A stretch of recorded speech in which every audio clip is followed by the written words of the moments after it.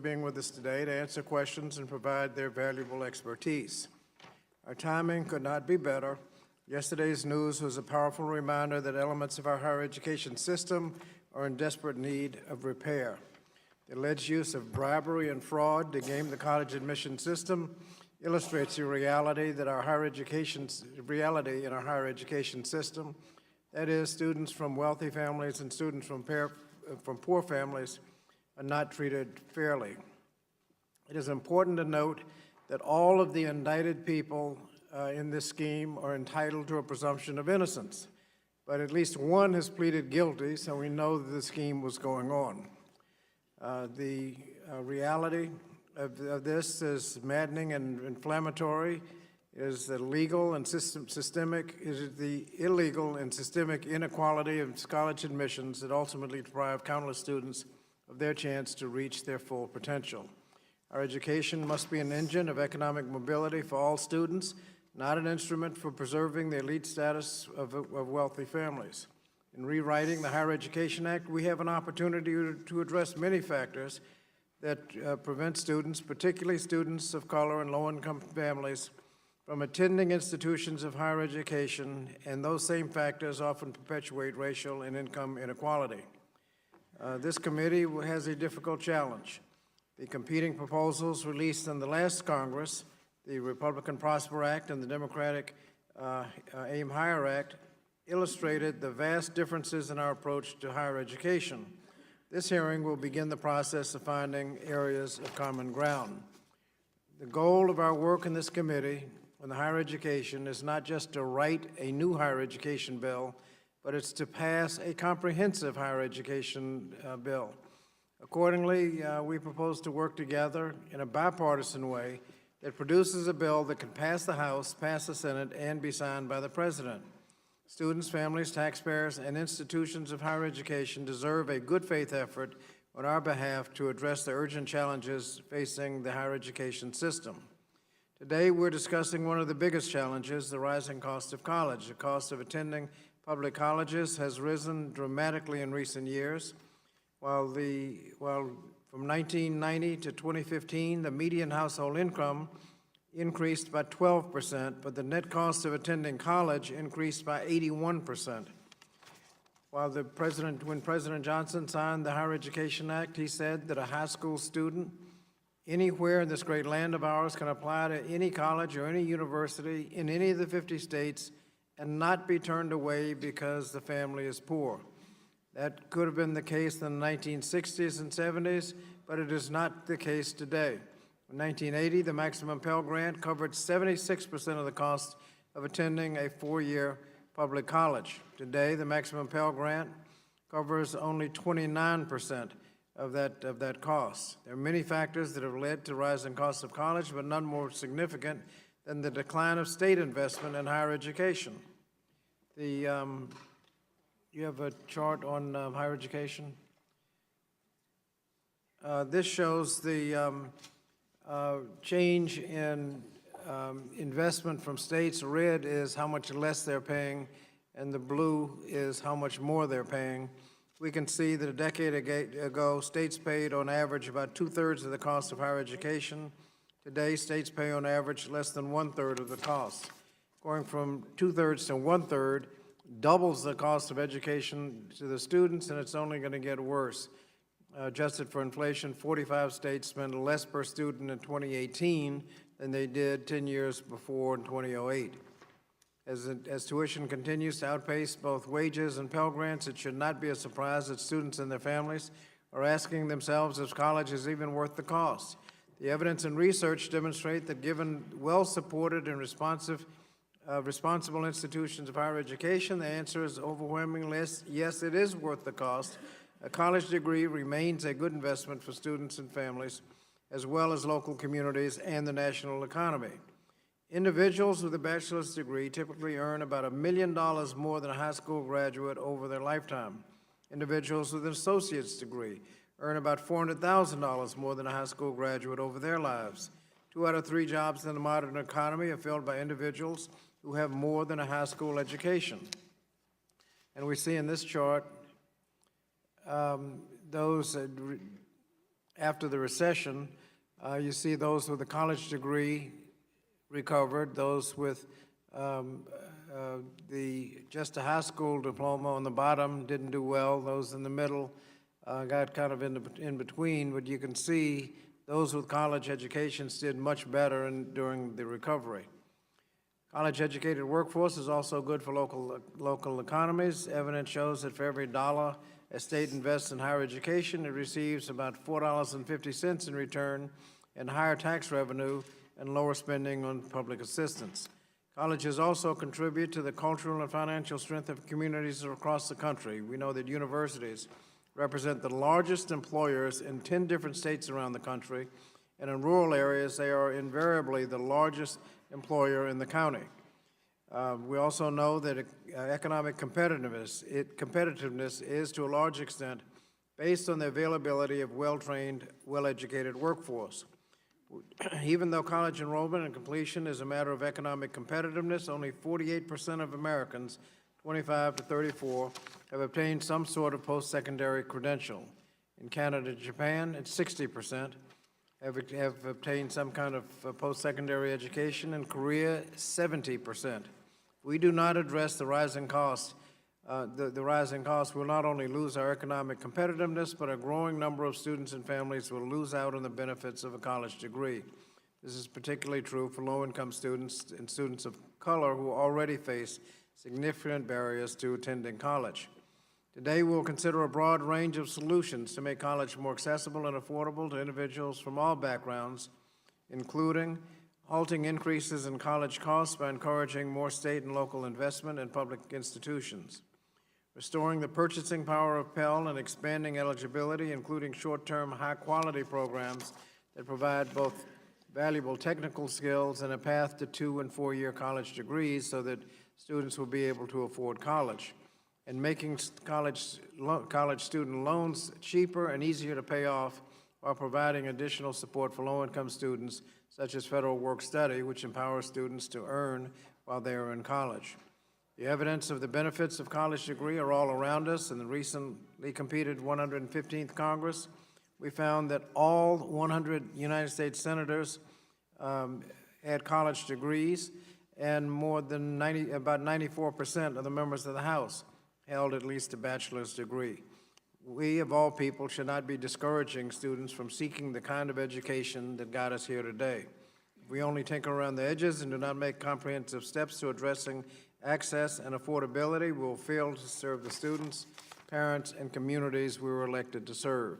In some, we will fail the nation, and that simply should not be an option. So I look forward to our discussion and now recognize the ranking member, Dr. Fox. Thank you, Mr. Chairman, and I thank you for your commitment to our working on this issue in a bipartisan fashion. This hearing cuts to the heart of why post-secondary education reform is necessary and why it is so difficult to accomplish. It's necessary because college is so increasingly expensive. For decades, tuition and fees have risen higher than the cost of inflation. Because costs have always varied between different types of institutions, it's often hard to know what option would provide the best value for the unique needs of each student and their families. Here's a way to put the cost of college into perspective. If the price of cars had risen at the same rates tuition and fees have risen, the average car today would cost more than $80,000. The high cost of college is not a question for debate, it's a matter of fact. It's also why change is so difficult. High costs for all mean very, very high payouts for some. As a former college administrator, I know firsthand the complexity and the ripple effects of budget decisions at the institutional level. Sometimes it takes creativity and resourcefulness to manage an institution's finances well. Sometimes the easiest way to grow your budget is to use an old business mindset and simply pass costs to the consumer.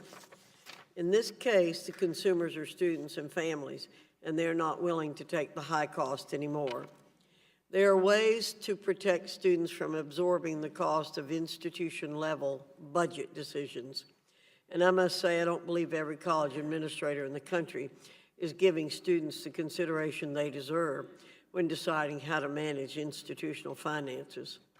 Any discussion of college affordability must involve serious questions about institutional accountability. I hope we'll hear more about that today, and I hope we'll all have the courage to confront those who seek to maintain the status quo at the expense of students for their own benefit. The federal government's role in trying to help families pay for college is a classic example of the unintended consequences of good intentions. On top of the different types of grants available, the federal government deals in 5 loan programs, 9 repayment plans, 8 forgiveness programs, and 32 deferment and forbearance options. Somehow, all these numbers and options have added up to more than $1.5 trillion in student debt and counting, a number no Congress could have anticipated as each of these federal aid options came online. These facts should be further indication that college costs are not simply a matter of supply and demand, or loan amounts or interest rates, but a symptom of deeper systemic flaws in American post-secondary education systems, and perhaps more importantly, popular perceptions and values. I've long said we need bold reforms in post-secondary education if we're going to make the system work for students again, and I've put those ideas forward. I believe in the necessity of comprehensive reform today more than ever. However, I'm happy to acknowledge that there are a few bright stars in the system as we know it. The comparative success of the Pell Grant program has made it the cornerstone of federal student aid. In today's economy, there are ways to strengthen the Pell Grant program in ways that may not have been evident in previous decades. And that comes back to my point about public perceptions. If we consider ways to make Pell Grants applicable to shorter-term, skills-focused programs that meet the needs of students and the communities in which they live, I believe we'll see a higher, faster, and more satisfying return. All education is career education. American students view post-secondary education as a necessity, and they aren't wrong in thinking that way. As we broaden our ideas of what post-secondary options can look like for students of every age, the question of how they'll pay for it looms large. I'm glad to see increasing public interest in this issue, and I welcome this hearing and these witnesses today. I yield back, Mr. Chairman. Thank you. Without objection, all other members who wish to insert written statements to the record may do so by submitting them to the committee clerk electronically by Tuesday, March 26th. Now introduce our witnesses. Dr. Douglas Weber is Associate Professor of Economics and the Director of Graduate Studies at Temple University.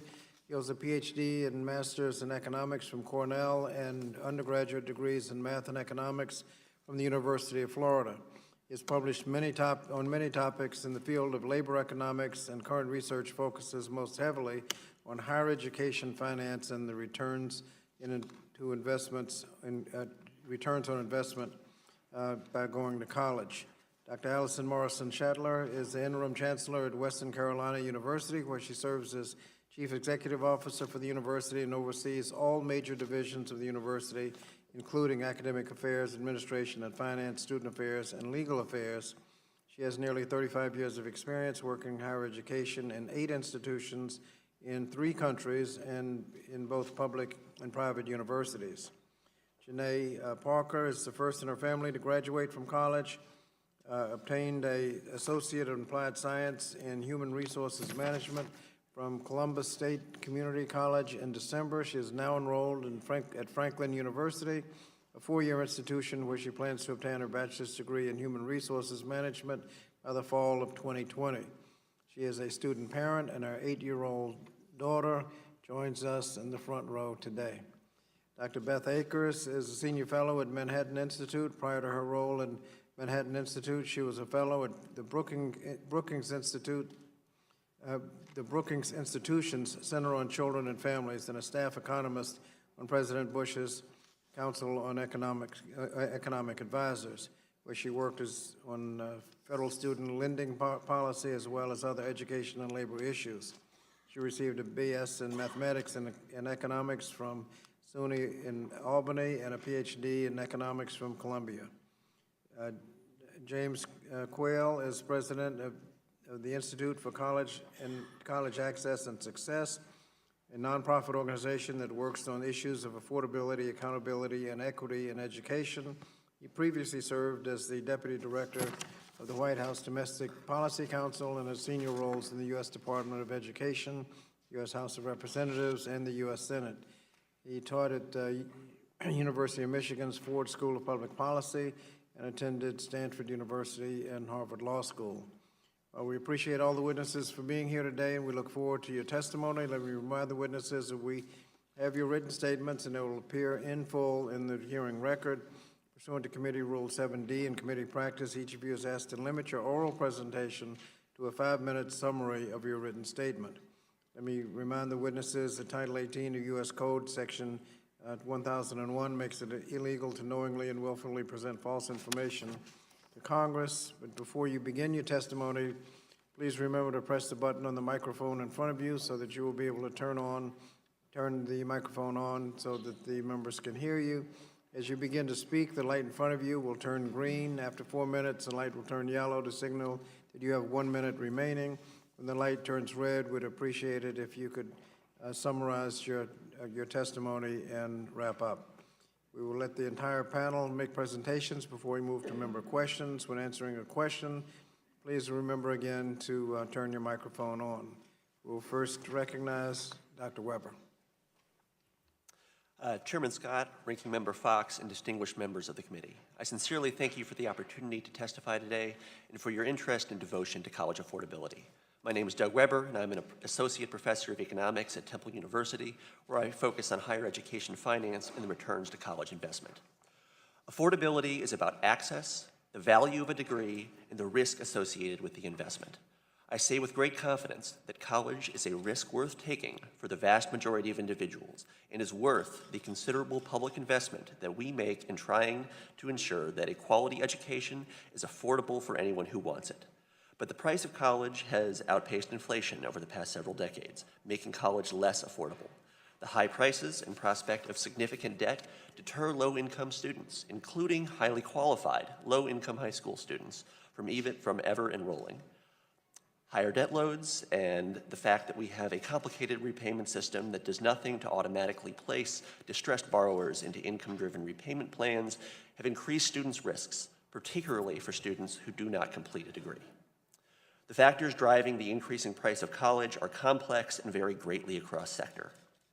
My research has found that at public institutions, state divestment is responsible for roughly 30% of tuition increases since the year 2000 and 41% of increases since the Great Recession began in 2007. Possibly the biggest single driver is known as Balmol's cost disease. The returns to very high levels of education, such as a PhD, in the private sector have increased dramatically over time. For example, in my field of economics, the combination of modern computing technology and econometric skills taught in most PhD programs have caused private sector salaries for economics PhDs to rise substantially. This increased competition from the private sector pushes up the salary that a university must offer to hire an economist. The difficulty here is that rising instructional costs are driven by market forces completely outside the control of universities. The problem is that as tuition has increased, low-income individuals have found themselves with little money to pay for college. For starters, the purchasing power of Pell Grants has declined considerably over time. The maximum available Pell Grant of $6,095 covers only 30 to 40% of the annual cost of attendance at the average four-year public school. This is down from 80% in the 1970s.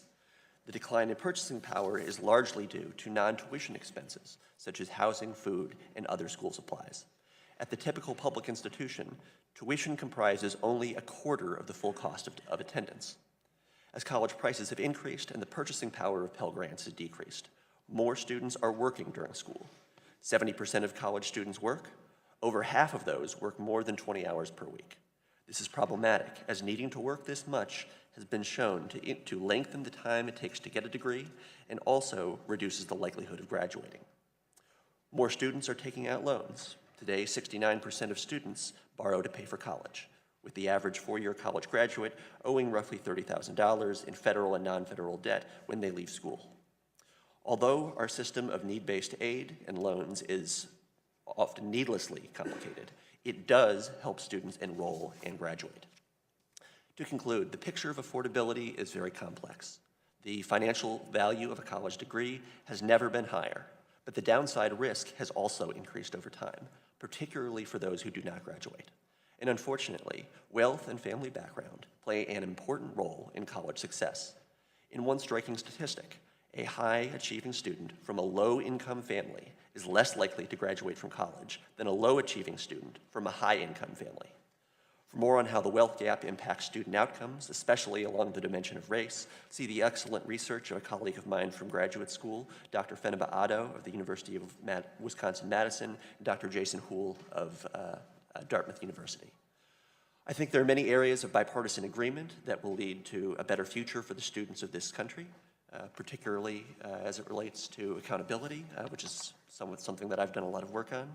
Thank you all for this opportunity to come before you today. I'm eager to help in any way that I can, both today and in the coming weeks and months. Thank you very much. Thank you.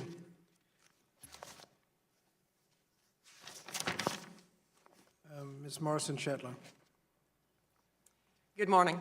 My name is Dr. Alison Morrison-Shetler, and I'm the Interim Chancellor of Western Carolina University, the westernmost institution of the globally recognized University of North Carolina system.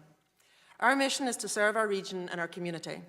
Our student body reflects that. Approximately 43% of the Western Carolina students are Pell Grant recipients, and 40% are first-generation college students.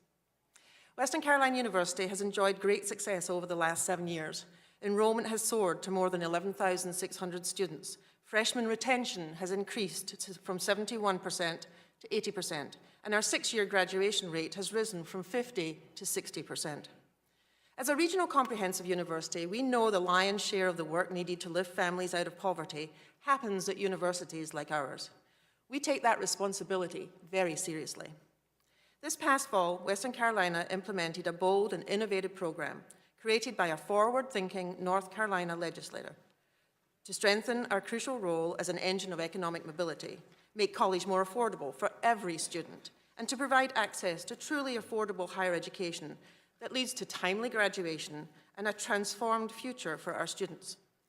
North Carolina has long and proud history of generous support for its public universities and ranks 5th nationally in both per pupil and per capita spending towards higher education. Our state recognizes that our universities drive economic development, create jobs, and unlock opportunities for our students and communities, large and small. With this in mind, North Carolina General Assembly has taken important steps to invest in, rather than divest from, public higher education. In 2016, the General Assembly implemented a fixed tuition program across the system that guarantees a student's tuition won't change for 8 consecutive semesters. The following year, a cap on student fees limited increases to no more than 3% per year, helping keep inflationary costs at a reasonable level. 2016 also saw the creation of NC Promise, one of the country's boldest moves in providing a radically affordable college education. NC Promise sets tuition at $500 per semester for in-state students and $2,500 per semester for out-of-state students at 3 UNC system institutions: Elizabeth City State University, the University of North Carolina at Pembroke, and Western Carolina University. The state pays the difference between what it used to cost before NC Promise to the tune of $51 million this first year alone. For context, that's around 1.5 times Tennessee's investment in their innovative free community college program, Tennessee Promise.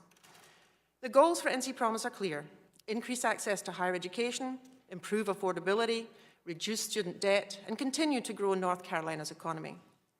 I hear from my students every day that this program is a game changer.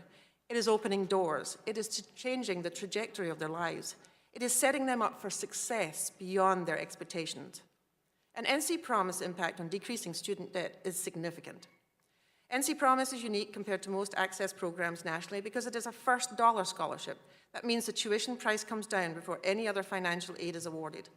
Under NC Promise, Pell Grants, state scholarships, and institutional aid go a lot further. For example, at Western, the program allows an in-state student who graduates in 4 years to save approximately $12,000. That's nearly equivalent to the total cost of attendance for one full academic year. So is NC Promise working? Unequivocally, the answer is yes. At Western Carolina University in fall 2018, total undergraduate enrollment grew by 6.6%. At UNC Pembroke and Elizabeth City, the two other UNC Promise institutions, enrollments grew by 14% and 19% respectively. At Western Carolina University, the number of first-time, full-time freshmen increased by 10.5% and transfer students by 40.5%. In a survey of our fall 2018 entering class, almost a third of our new students with significant financial needs said that if it had not been for NC Promise, they would not have been able to attend any college or university. These numbers are hard to ignore. All three NC Promise institutions are located in historically underserved parts of North Carolina. Pembroke and Elizabeth City are both historically minority-serving institutions. This program is a target intervention that lifts up the communities and families who need it the most. There should also be no question that an educated leadership ready for workforce is absolutely essential for economic development. We know that an affordable college degree can transform a student's future. North Carolina's overall investment in higher education and the groundbreaking NC Promise program is a resounding win for all. Students win, their families win, the businesses that call our state home win, and we are a step closer to creating a thriving economy and a better life for all of our citizens. Thank you very much for the opportunity to speak with you today. Thank you. Ms. Barker.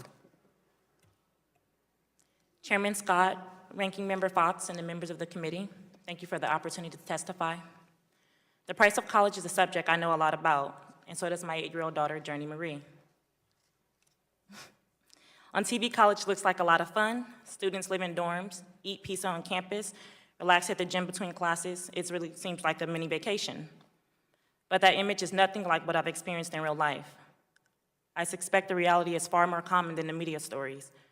It needs to be a greater part of the conversation about the real college experience that Americans are having. I'm 29, I'm a parent, like nearly 1 in 4 college students. I'm also a single parent, like 14% of students. 11 years ago, I graduated from high school and went to the University of Toledo.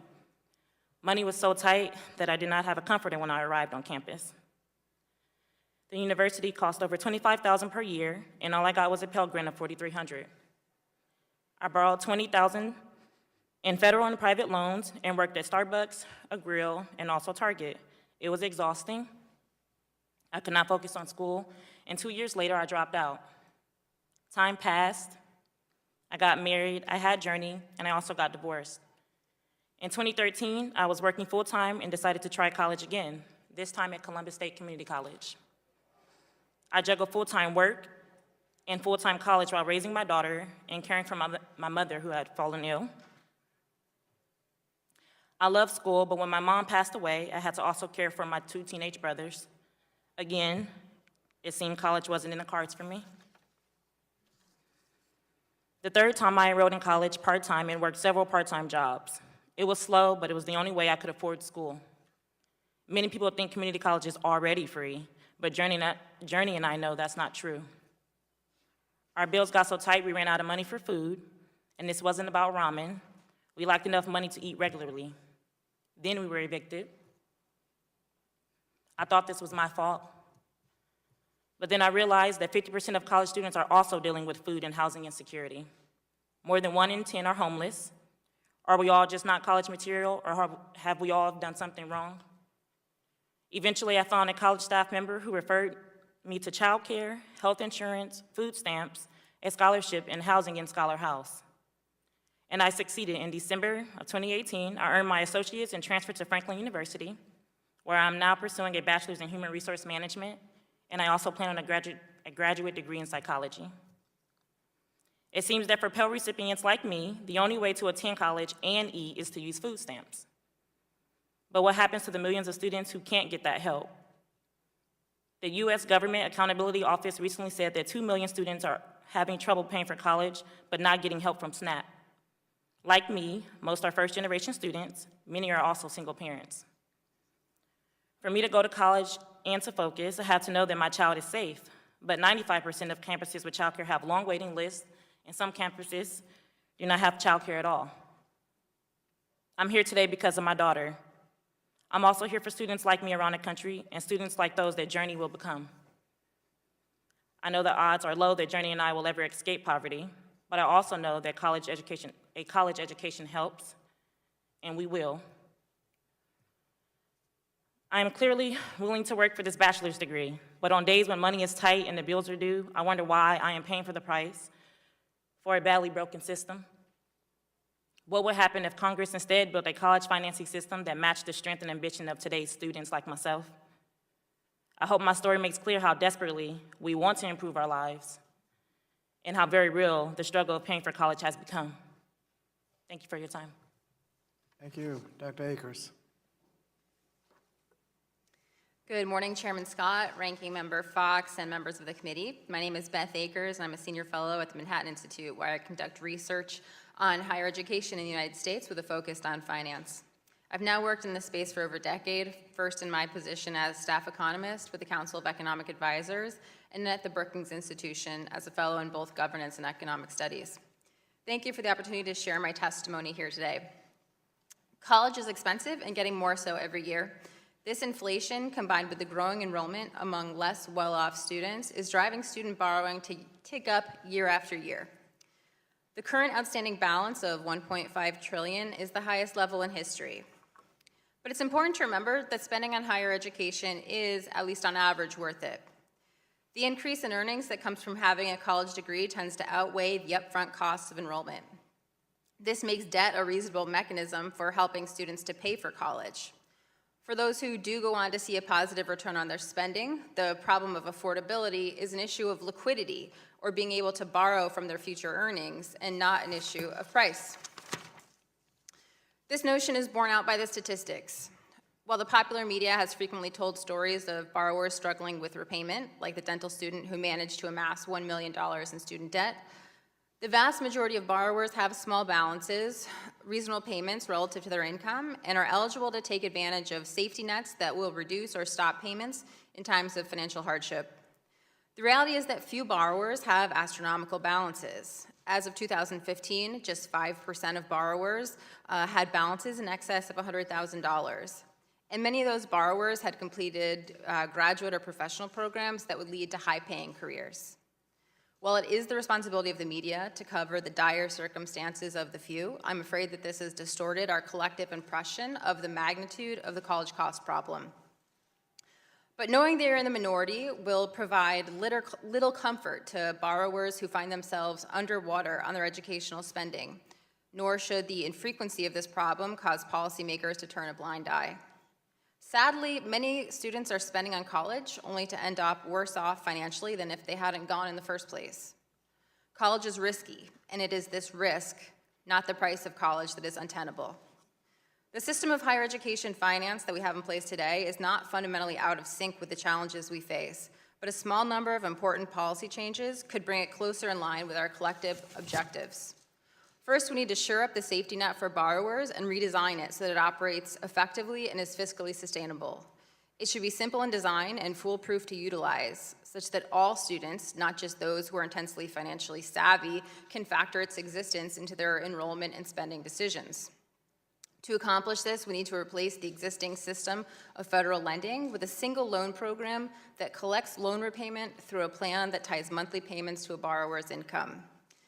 There will always be a tension between providing a safety net and diminishing the incentive for people to be self-sufficient.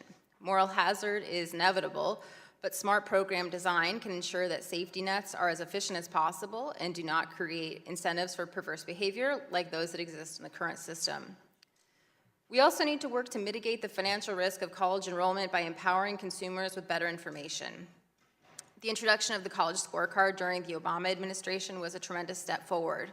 We should continue these efforts by improving and expanding the information that is available to students as they shop for college.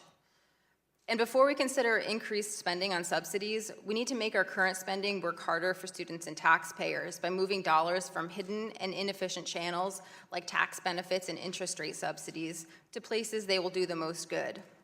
I believe all federal subsidies to higher education should be delivered through a single means-tested grant program that delivers the most aid to the least well-off students.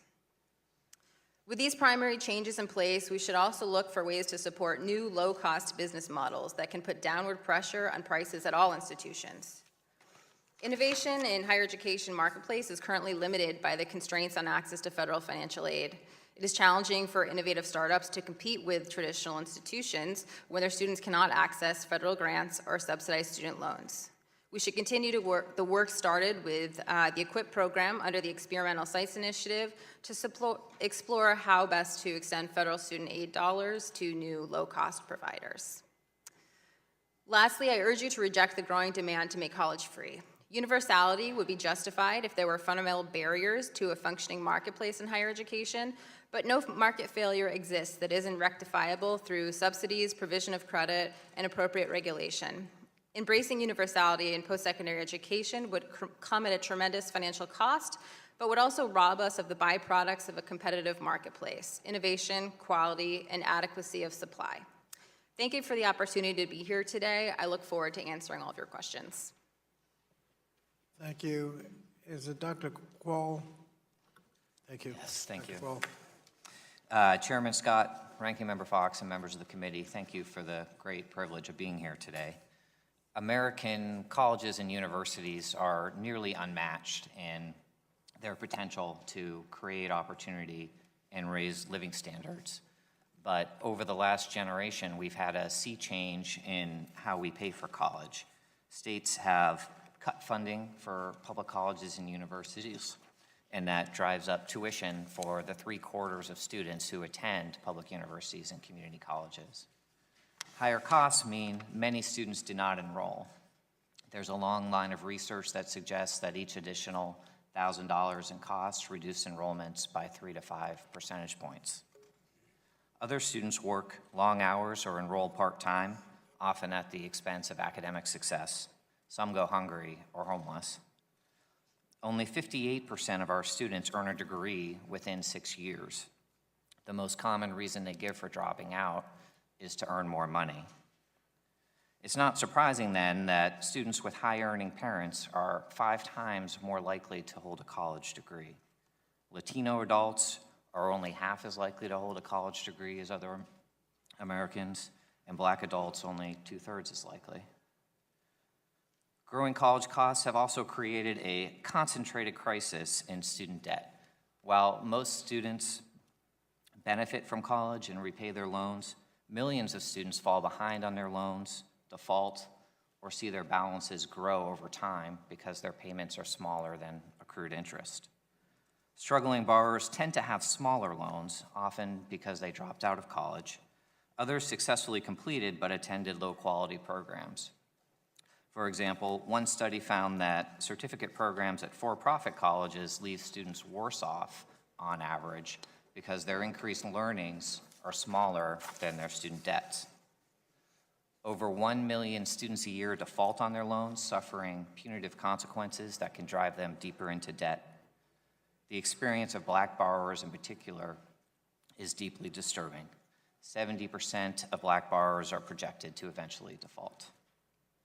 These problems were a generation in the making, and reversing them will not happen quickly.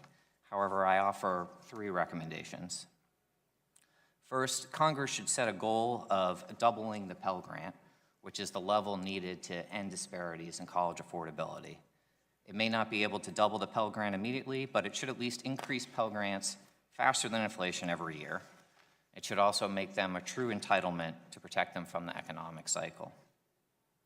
Second, Congress should build a new relationship with states. Federal efforts to make college more affordable simply cannot succeed without robust state investments alongside them. A new partnership with states should prioritize low-income students, consider the full cost of college, not just tuition, and address inequities in how states fund the colleges, enrolling the most low-income students and students of color. Finally, Congress should make it easier to repay loans as a share of income. Students in income-driven repayment plans are less likely to fall behind on their loans. They actually pay back more as a result, and they are financially healthier overall. However, improvements in IDR are needed. The 5 existing programs should be combined into a single plan that sets payments for all borrowers at 10% of income above a living allowance. It should be easier for students to enroll and to certify their incomes, and after 20 years of payments, any remaining balance should be forgiven. Some final observations. First, too many unnecessary defaults occur because of the low quality of the private companies that collect student loans for the Department of Education. I urge Congress to hold these companies to high standards. Second, the Public Service Loan Forgiveness Program encourages graduates to become teachers, nurses, service members, first responders, but the program is far too complicated and poorly run. In the first round of applications, 99% of applicants were denied. We should retain this program, but we should simplify it.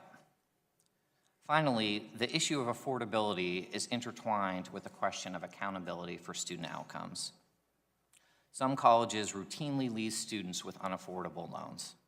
I urge the committee to carefully consider how accountability can improve the value that colleges offer students and taxpayers. After decades of shifting the cost to students, it's important to remember that we all have a stake in helping more Americans graduate. Investing in Pell Grants, partnering with states, and ensuring loans are affordable are a realistic path to help bring about the society we want. Thank you very much. Thank you, and I thank all our witnesses for their testimony. Now we begin with members' questionings. I will reserve my questions to the end and call on the Chair of the Higher Education Subcommittee, Ms. Davis. Thank you, Mr. Chair. I appreciate it. Thank you all for being here, particularly our student who's here to represent someone who's more close to this process than some of us are. And I want to also mention very briefly, because we can all imagine how many students and parents are anxiously awaiting those letters on admissions today, and how in many ways powerless they must be feeling when they know they worked hard, played by the rules, and yet we have this scandal that we're all going to be following, and it hurts many communities, even in San Diego. I know that the news is hitting hard. I wanted to go first to Dr. Weber, and you were mentioning in your testimony how public institutions respond to state budget cuts by increasing their tuition and cutting spending. Can you talk a little bit more how the cutting of spending actually can be far more detrimental to students in some cases than even the increase in tuition? Absolutely. Well, thank you for that question. And I also wanted to briefly mention that I'm legally blind, so I sincerely apologize if I'm not making eye contact with you at this moment. So spending matters quite a bit for graduation, and there are many low-resource institutions that simply aren't able to provide the services that, especially many at-risk students currently need for graduating. And as we've talked about already today, the students who are at the greatest risk in terms of student debt are the ones who don't get the degree. So to the extent that spending cuts hurts the likelihood of graduation, that's potentially even more damaging than a rising upfront cost. How do you think, and maybe others can answer this too, that our public institutions have addressed this problem? What are they doing specifically? So I think there are many different ways that different states have tried to address this. So there are a number of states that have implemented promise programs, like We did hear from. like North Carolina. I mean, my colleague to my left might be better equipped at addressing that than me. I think the investment of the state has been unprecedented in North Carolina, and as a result, being able to ensure that the students receive the kind of support that they need to be successful is paramount. And so having the option to increase the number of students and therefore increase the need for these resources, or increase the number of students and decrease these resources, goes counterproductive to the success of the students. Right, and I know that you addressed briefly, and others, just how that matters to the outcomes, because we have students who unfortunately are taking longer. In some cases that might be okay, but it also costs them a lot more to do that, and it has a greater burden on the institution. how have the outcomes been represented in that way? So North Carolina's system has a series of metrics as part of their strategic plan, and we are held to those and we are accountable for those. And with North Carolina Promise, what we are finding even in the first year, that we've had an increase in enrollment of low-income and rural students, and that that metric is something I'd say we're held accountable to be able to see that increase because there's a reduction in the cost of attendance really means that we have to make sure that we have the resources available to make sure that they are successful in their time to graduation. So we're also seeing retention as being a big component of this, and resources need to be put in place so that we can continue to retain our students so that they are successful, graduate on time, and then leave to get good jobs where they can then become good citizens of the community. Dr. Quall, you were talking about accountability as well. I think you've all kind of mentioned that in terms of the ability of students who actually attend some of the for-profit institutions to be able to graduate and be able to pay back loans because they're earning reasonable amount of money that represents their effort. Could you speak about our military and how, in fact, we know our veterans, our active duty personnel, and certainly their families are affected by this, that they've really been shortchanged on many levels and are really a target of some of these institutions. How is that affecting them? Well, we have seen some of the deceptive and high-pressure recruiting tactics at for-profit colleges focus on service members and veterans. And there are really two reasons for that. One is GI Bill benefits and military education benefits can be quite generous. The second reason is for-profit colleges by law can only receive up to 90% of their revenue from federal student aid. But that limitation does not apply to veterans or military benefits. So for every veteran they enroll with GI Bill benefits, they can enroll an additional 9 students with federal student loans. And so that has led to some of the extreme pressure on military service members and veterans. Thank you. I know, Mr. Chairman, the time is up, and perhaps at some point we can talk about how the federal government can address that better. Thank you. Thank you. The ranking member will defer. Dr. Rowe. Thank you, Mr. Chairman. And first of all, Ms. Parker, you hang in there. You're going to make it. I want to confess that if it weren't for the small university, Austin Peay, in my hometown of Clarksville, Tennessee, I would not be sitting here today. I went to dinner the other night on 8th, not a very expensive place, and 2 of us, my wife and I, had dinner, no alcohol, and that cost more than a quarter of college. I was able to go to college. I stayed home. I worked the whole time I was in school and medical school and graduate in 7 years with both of those with 0 debt, with a father who was a factory worker and a mother who was a bank teller. So college was very affordable then. You could actually work your way through school. The average medical student where I taught at Quillen College of Medicine in Johnson City graduates with $175,000 in debt. That is a huge debt. I think the question is college going to be relevant anymore? And I think it's a question to ask. I think at Western Carolina, and by the way, East Tennessee State beat you guys the other day in basketball. I want to point that out. And I do want to offer my condolences to you for losing Coach Larry Hunter. I've booed him many times in basketball games, but a great man.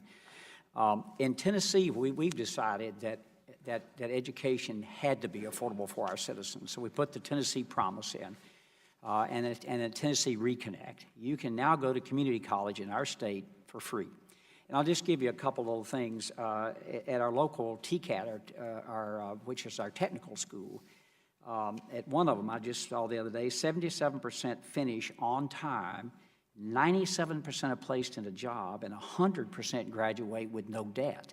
So you can go out in our state, and then if you go from community college to a 4-year college, East Tennessee State University, Tennessee Tech, Austin Peay, wherever, you have the Hope Scholarship to help you. So we've tried to make it affordable for our students in our state, and I think it's being successful. I really do, and we're paying for that with our lottery scholarship. Another confession, I've served on 2 foundation boards, been the president of one, and I think the college investment is the best investment I ever made, without a doubt. I have not heard any of you all talk about it. I know you know Dr. Zeppos at Vanderbilt University, who complains about the administrative cost, and at Vanderbilt, it adds about $10,000 or $11,000. They spend $150 million a year complying with federal mandates and check the box. I heard no one talk about that or didn't see it in your testimony. How much does that, at the FAFSA with 100+ questions and on and on? Could we streamline that for you all and help with the cost a little bit? Because a lot of the reporting doesn't add any value to the students. Anyone can take that question. That's something I can chime in on. So I think something to think about with administrative costs, we often see people pointing their finger at this as potentially the driver of the rising costs that are getting passed on to students. I think we want to realize that if we were looking at an institution that was providing tremendous outcomes for students and they happen to have large expenditures on administration, we probably wouldn't be questioning whether or not that's an appropriate place for the institution to be doing their spending. What happens inside the school is somewhat of a black box in terms of their finances. I think what we want to be concerned most with is the outcomes that they're producing. The thing that I want to ask is, what is it about the demand side of the equation that's enabling these institutions to drive up their spending because of the increases in revenue that's coming from the increased sticker price and tuition that students are actually charged? Well, all that Ms. Parker's worried about, it was like when I sent my children to college. All I was interested in when I drew the bottom line was how much of a check do I have to write you all? And that check keeps getting bigger and bigger. And I looked at the inflation rate. I thought we were bad in medicine. We were actually pretty good compared to colleges. Colleges increase their costs almost 8% per year for the last 40 years annually. That's a huge increase. And it is putting college out of the reach of people like Ms. Parker. And you know, I think college is going to have to rethink with all the technology that's on this PDA I've got in my hand right here. I can learn a lot at no cost. So if you look at going to Georgetown, I just pulled it up. I don't want to pick on them, but $75 grand a year. If you then go teach school in Johnson City, Tennessee, that's hardly a return on your investment. And if you end up being an investment banker in New York, probably is. But you may want to be a teacher. So you're going to have to rethink where you go. And I think another thing we're doing that I think both sides of the aisle do is to educate these young people when they come in about you don't have to borrow the maximum amount of money. You can borrow this much to get along because you're going to have to pay for it sooner or later. Mr. Chairman, my time has expired.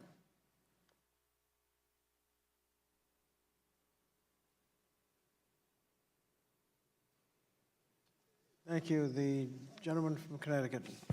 Thank you, Mr. Chairman, and for holding this hearing early in the Congress. Hopefully, this is going to be the year that the 116th Congress reauthorizes the higher ed.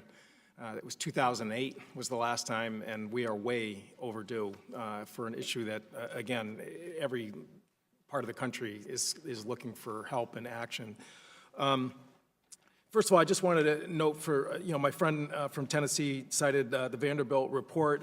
Actually, if you sort of drill down a little bit in terms of the numbers that they used in terms of the 146 million in terms of added costs, most of those regs that they identified were actually had to do with the research component of universities and colleges. And for things on human subjects, which I think all of us would probably agree, that's not a bad idea. So, that number, which, again, there's a report, I don't dispute that, but the number is actually a little more complicated than I think some of the reporting on it.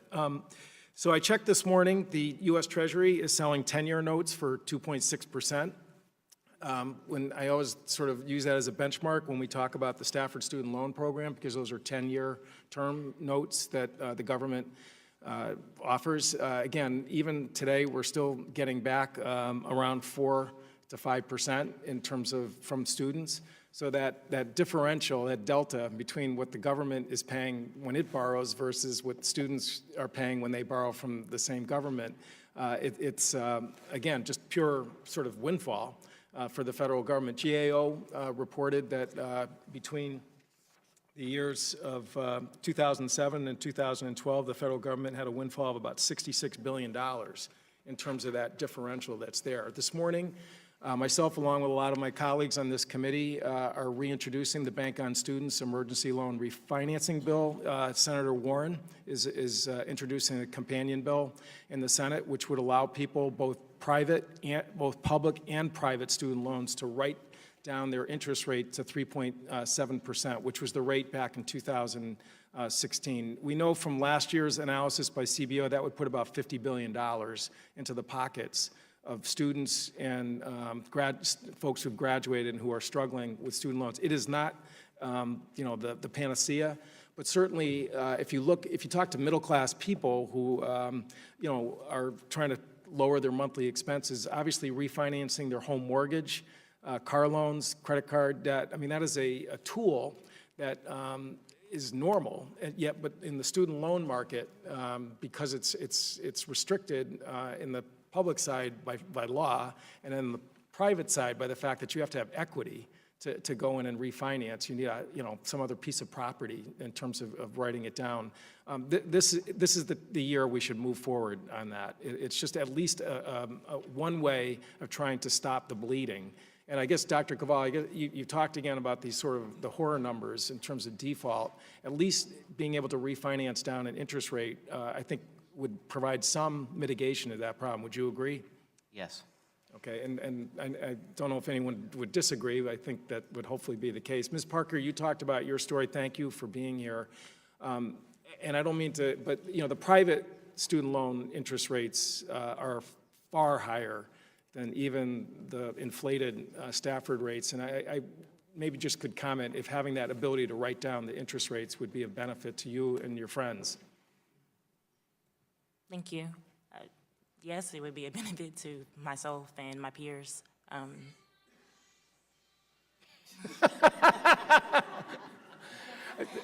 It is.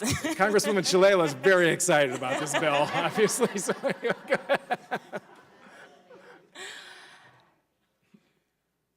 I've accrued now, you said in private, both private and public can write down to 3%.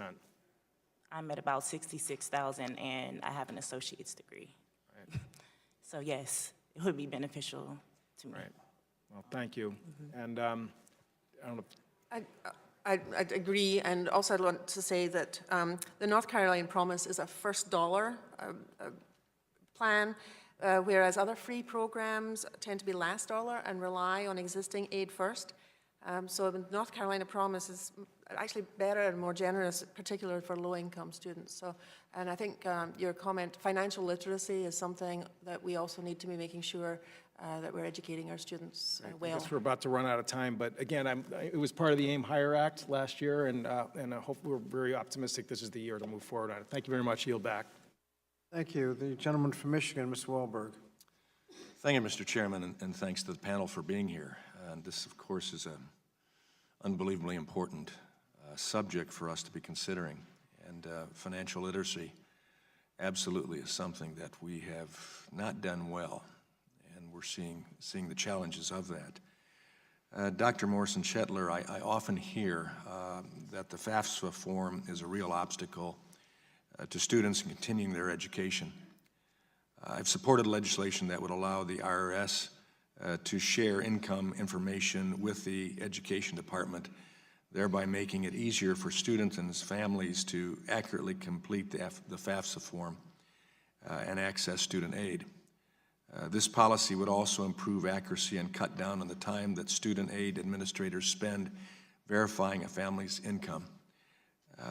Dr. Morrison-Shetler, has it been your experience at the Western Carolina University that the FAFSA form can act as an obstacle for students? And second, what advice do you have for us to simplify FAFSA in any HEA reauthorization?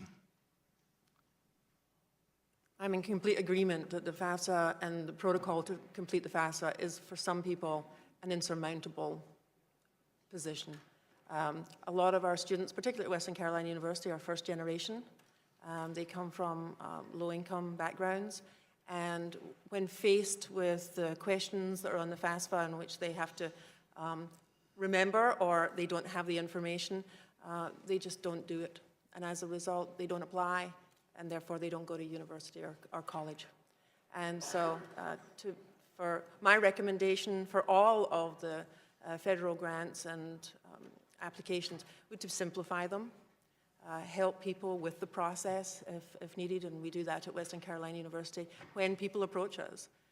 And so, yes, I would love to see us streamline those compliance, make sure that's streamlined and allows people the opportunity to get the education that they deserve and have earned as their right. Thank you. Dr. Akers, would you have any addition to that from your experience? Absolutely, I would endorse simplification of the FAFSA. I think that your initial comments about financial literacy are critically important. Just to cite some evidence from some of my earlier research, we know that through survey data that students are shockingly underinformed about their own financial circumstances. So only about a half of students in their first year of college education know how much they're paying for their degree, and about a third of students are able to accurately tell you how much they've borrowed. So to me, this is a pretty important crisis that we have in higher education finance today. So a wake-up call of, for instance, Ms. Parker, of $66,000, as you mentioned that. It's amazing. When you first started, did you expect anything like that to be the case in the process? Not only did I not expect it, I honestly had no idea. The financial literacy piece is a good, it's a big piece because I just wasn't aware. I wasn't informed. You make the example point very clearly that why we have to move forward on this. Dr. Akers, in your testimony, you note that in some cases, students are spending money on college only end up worse off financially than if they hadn't gone to college in the first place. In looking at the federal student aid system, I'm concerned about perverse incentives to overborrow. Can you expand a bit on what those perverse incentives are and discuss ways we could address them in reauthorization and do it in such a way that I can explain it to my adult children in caring for my grandkids as they come up? Sure, so the most glaring perverse incentive that exists in the current financial aid regime is that borrowers who anticipate that they'll be eligible for student loan forgiveness at the end of either 10 or 20 years, whether they're in public or private sector, basically face no marginal cost for every additional dollar that they're borrowing. So consider I'm a student at a very high cost institution. I have some understanding of what my career path is going to be after I finish, maybe because I'm in a profession like law or medicine where careers are relatively, or earnings are relatively well known. I may reach a point in my borrowing, if I've been at high cost institutions, where every additional dollar that I take on in debt to support my lifestyle, for instance, will very likely or with almost certainty be forgiven. And so in that case, I have incentive to borrow as much as I'm able to borrow through the federal lending program. What is the solution to this? I think we need to consider limits on the eligibility for loan forgiveness, both in PSLF and income-driven repayment plans like IBR and pay-as-you-earn. Capping those, I think, would diminish that perverse incentive considerably. Okay. Well, thank you. Thank you. Go back. Gentlelady from Ohio, Ms. Fudge. Thank you so very much, Mr. Chairman, and thank you all for being here today. Ms. Parker from Ohio as well. It's a pleasure to see you and to watch your daughter have such great pride when she hears you speak. Ms. Parker, surely, if we can provide $13 billion to farmers because of the president's bad losing trade war with China, we can help you. Surely, if we can give $1.5 trillion in tax cuts to the wealthiest people in this country, surely we should be able to help you. And some of those very people we've just seen in the news cheat to get their children in college, and you have done it the hard way. So I am confident that you are going to be successful. I am confident that you are going to see your way out of poverty because you have worked hard, you are committed, and a lot of these cheaters are not. So be confident, just claim that, all right? Because you're going to be successful. Dr. Quall. Do you think that it is important for us to discuss loan forgiveness as we talk about income-driven repayment plans? I do. And what should that be? What should that discussion be like?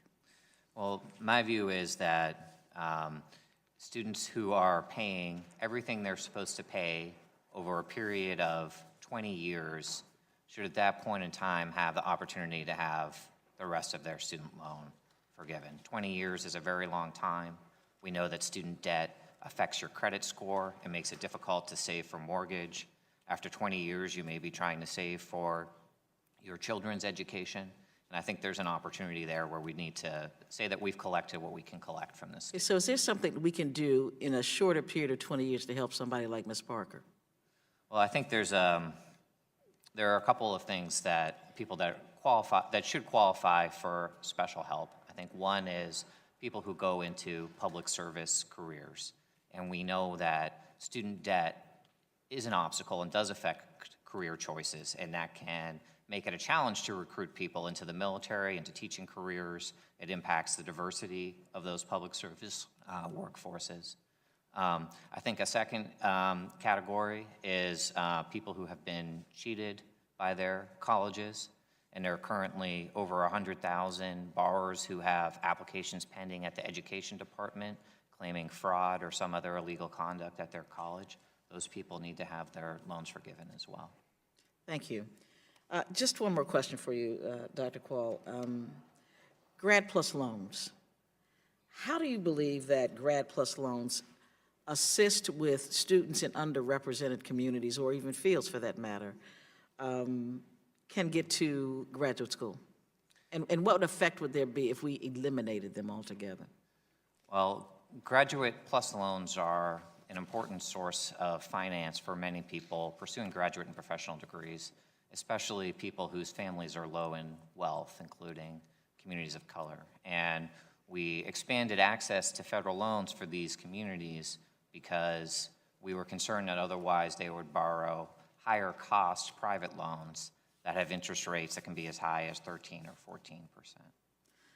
Dr. Morrison-Shetlar, since you represent a university that deals with a lot of first-time and low-income students, what do you think we should be looking at to try to reduce the ongoing and sometimes just exorbitant rate that of loans that people have to take out? What do you think we should be doing differently? Is it increasing Pell Grants? Is it doing, just give me your ideas. I certainly would approve of reducing the cost to a student to be able to attend and attain their dream of an education. There are a lot of grants, as we heard, loans out there. I would like to see those simplified in terms of applications, and more investment in those. Pell Grants is a really good example. With over 40% Pell eligible students at Western Carolina University, we could see a tremendous amount of reduction in indebtedness with all of the results that occurs from that. People graduating on time, not having to do 3 or 4 jobs to be able to make it through, which distracts from their time of really focusing on their education and their future careers. So I'd like to see what we're currently doing expanded, and make sure that it's easy and relevant to be able to apply for those opportunities. Thank you very much, and I'm going to close again with Ms. Parker. You know, we live in a country where people say if you work hard, you'll be successful and you'll do well. I want you to know that those people who believe people like you are lazy, you are a perfect example of someone who is not. I wish you all the very best. I yield back. Thank you. The gentleman from Kentucky, Mr. Guthrie. Thank you, Mr. Chairman, for yielding time, and thank you for the panelists for being here today. This is an important hearing, and I appreciate the chairman for calling it. So, Dr. Akers, according to a study by the Brookings Institute, only a quarter of first-year students could accurately report how much they had borrowed, and 14% of students who had borrowed money thought they had no debt at all. This information problem is very concerning to me, which is why I have introduced a bipartisan counseling bill with my friend Congressman Bonamici from Oregon in the last 3 Congresses to enhance financial aid awareness and understanding. The bill would require more detailed and annual counseling for federal aid recipients throughout their education. Can you discuss the benefits of counseling students on their financial aid? Sure. So a lot of folks are looking into the fact that the provision of information about the cost that students are facing and the aid that they're receiving is unnecessarily difficult to digest. So the students were discussed just recently are receiving right now their acceptance letters to universities and also their financial aid award packages. These packages are not often completely transparent about the difference between loans and grants, and I think this is leaving students questioning what exactly their financial circumstances are. Obviously, it's leaving them questioning that because we were able to document that using survey data. So if we want students to be able to police the market for higher education using their dollars that is choosing to spend at institutions that are delivering good outcomes for students, they need to understand what it is they're paying. They need to understand what it is they're borrowing. We also, of course, want them to understand what it is that institutions are delivering to students that they've served previously. So I think it's critically important to the system and also just to individual students themselves. Thank you very much. And Dr. Weber, with $1.4 trillion in outstanding federal loan debt, there is no doubt that students are struggling with student debt. In your testimony, you noted the large amount of misinformation on who is suffering the most from taking on loan debt. Can you please explain what level of education students with $60,000 or more debt are seeking compared to the average balance of defaulted loans? Sure. On average, the typical student who has more than, say, $100,000 in debt, first, they're very rare. We're talking about 5% of borrowers. Most of them are people who have gone to graduate school, received professional degrees, med school, that are going to pay off in spades. Not all of them, and I don't want to minimize the problems that that some have, but it is somewhat of a distraction from the much larger problem of people who have, say, between $5,000 and $10,000 in debt, but did not graduate, attended a low-value institution, an under-resourced institution, and because the vast majority of the college premium is tied up in actually getting the degree, then having $5,000 or $10,000 in debt, which is not dischargeable in bankruptcy, you're going to be much more likely to default under that scenario than someone with a graduate or professional degree and much more debt. Thank you very much. And Dr. Morrison-Shetler, I was interested in your testimony about the partnership with regional community colleges. And could you elaborate on this? I know in Kentucky, a lot of people are getting their 2-year degree and then moving on. They matriculate straight into our 4-year universities with transferring credit. And when I was in the state legislature, I worked with someone to do dual credit. And we actually have people graduating from high school with their associate's degree if they want to move forward, essentially with no debt. I think there's some cost to it, but it's not typically if they graduated from high school and went. So could you explain what you guys are doing to keep college costs down by working with community colleges? Well, certainly. The great thing about Western Carolina University is that we work with all of our community colleges. We set up MOUs through particular tracks of education so that students, when they go to the community college, know what they need to take at the community college that will count towards their 4-year degree, should they choose to go on and do that. And so we work very closely with the presidents and with the admissions office and with the advising office, which I think is a key component to anyone transferring from one institution to another. At Western, we have 42% of our students are transfer students, and we make sure that the curriculum alignment is in place, and that also the advising that they're getting at the community college is in affiliation with that at Western Carolina University. So a seamless transfer is really important. Curriculum alignment is really important. Thank you. I appreciate everybody for being here and the chairman for calling this meeting. My time's expired, so I'll yield back. Thank you. The gentleman from the Northern Mariana Islands, Mr. Sablon. Thank you very much, Mr. Chairman. Thank you for holding this hearing. Good morning to all the panelists.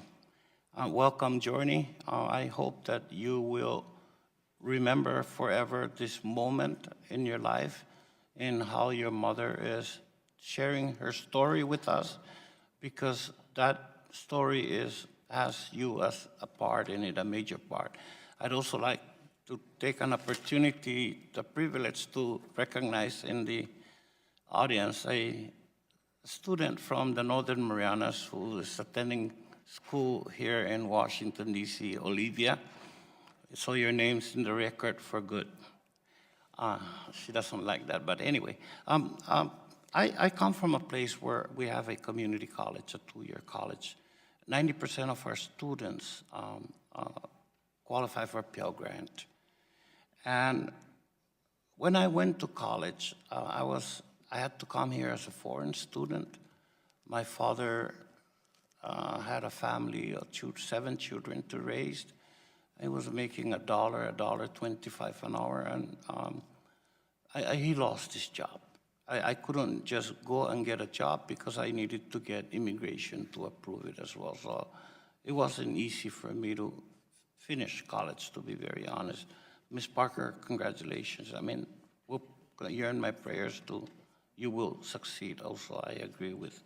But Chancellor Morrison-Shetler, you may not know this, but again, my district in the Northern Marianas and American Samoa are the only 2 U.S. jurisdictions without a 4-year public university. Each hosts a single community college.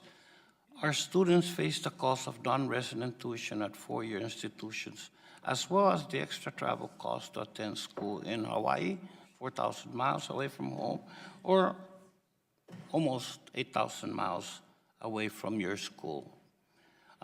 As a member of this committee, I've worked and I continue to work on legislation to help reduce the cost for my constituents.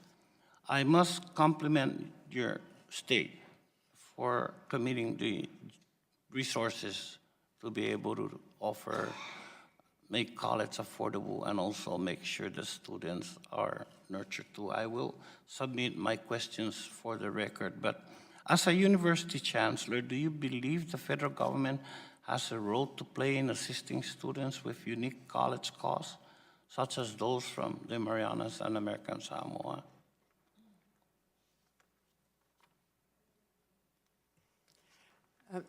The federal government has a number of things in place, and as I mentioned earlier, I think the way to help people is to make sure that those grants and loans that are available are able to be easily attained.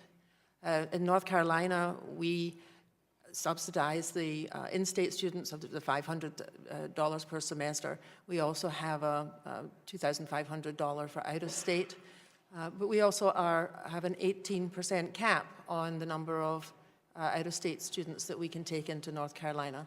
And I think that's something that one has to be aware of when we're funding the students in North Carolina. I will say that we are very fortunate at Western Carolina University, and within the system, actually, 50% of the students who come from out of state to North Carolina end up staying in the state of North Carolina.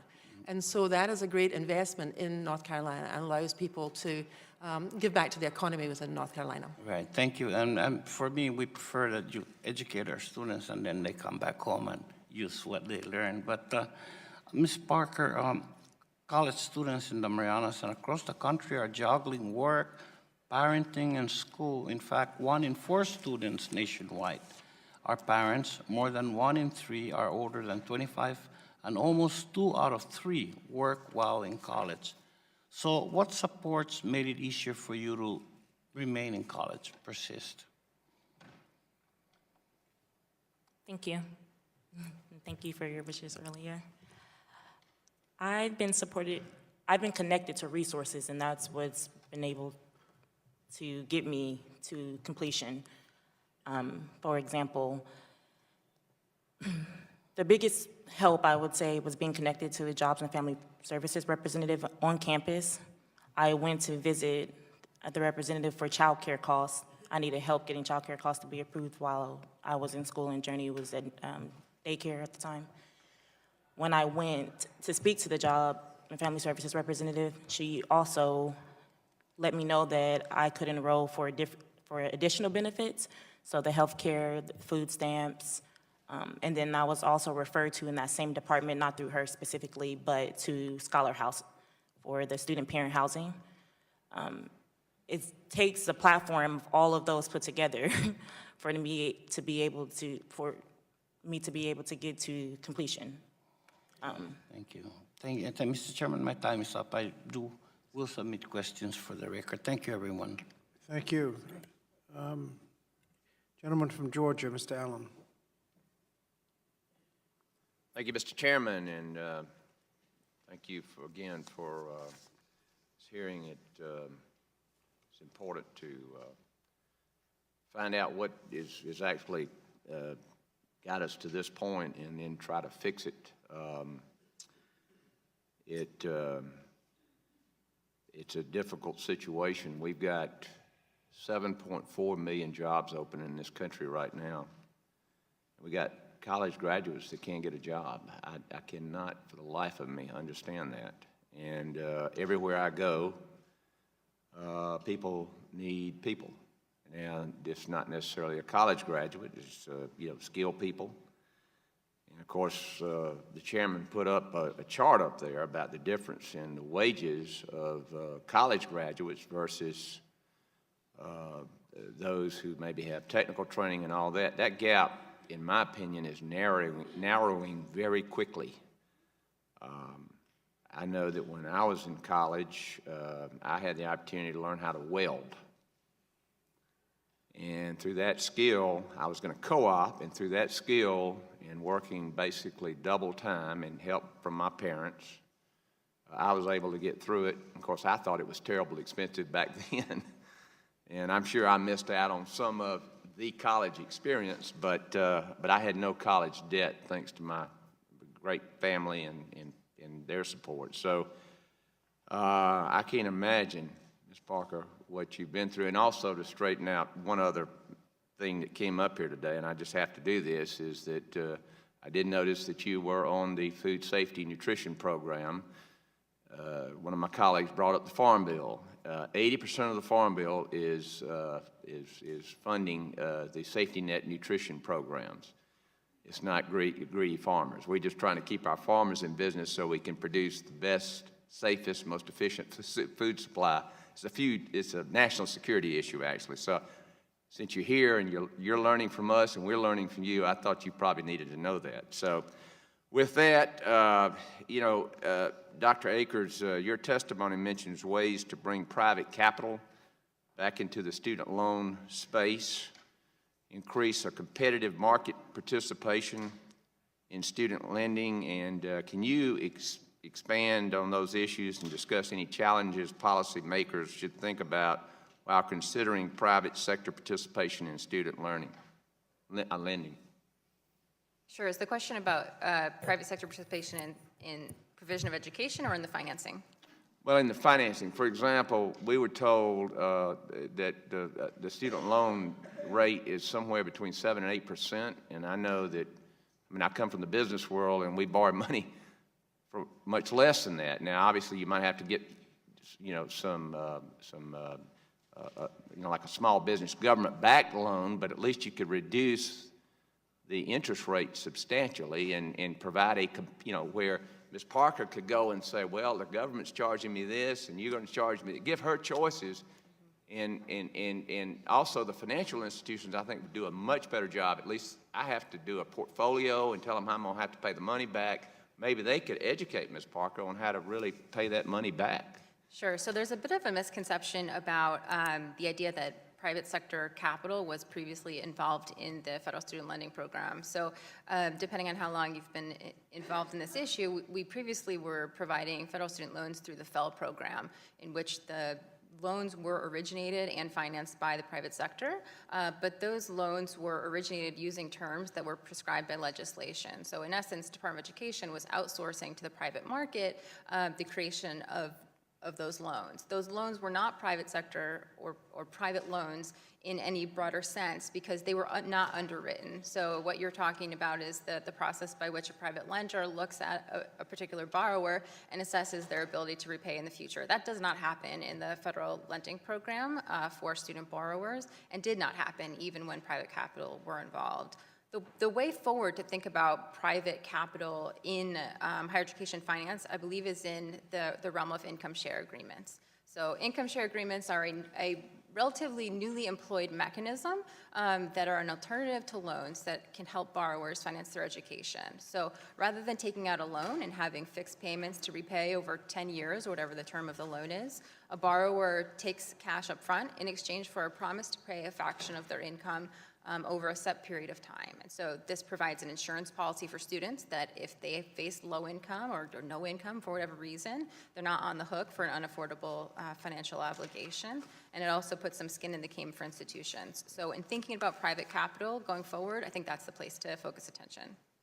Well, again, I had an amendment on the past bill markup to somehow put financial,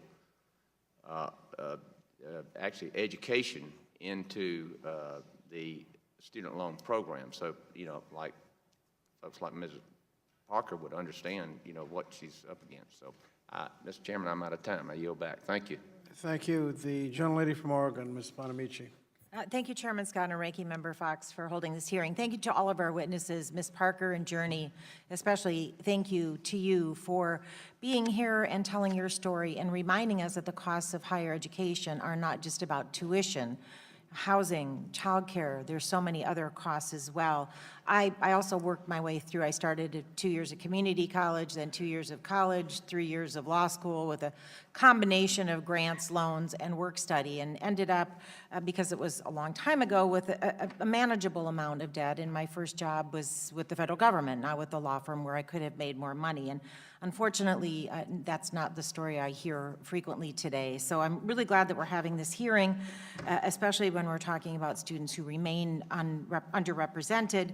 But I'm also glad that there seems to be a general recognition about the importance of higher education among people here today. We certainly need a short-term solution for people like Ms. Parker with existing debt, but we also need long-term solutions to make sure that anyone who wants to go to college can do so without being burdened with debt.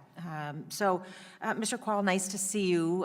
The Federal Work-Study Program allows students to get work-study experience and financial aid. And I have introduced the Opportunities for Success Act to reform the Federal Work-Study Program, to modernize the funding formula, which has not been done for quite some time, and also to make sure that work is going to, the work-study jobs are helping to align students' work with their career goals and interests. We want the aid to go to the students most in need. So what are your suggestions about how to make sure that institutions are serving the largest number of low-income students and helping to align their interests with their work-study jobs?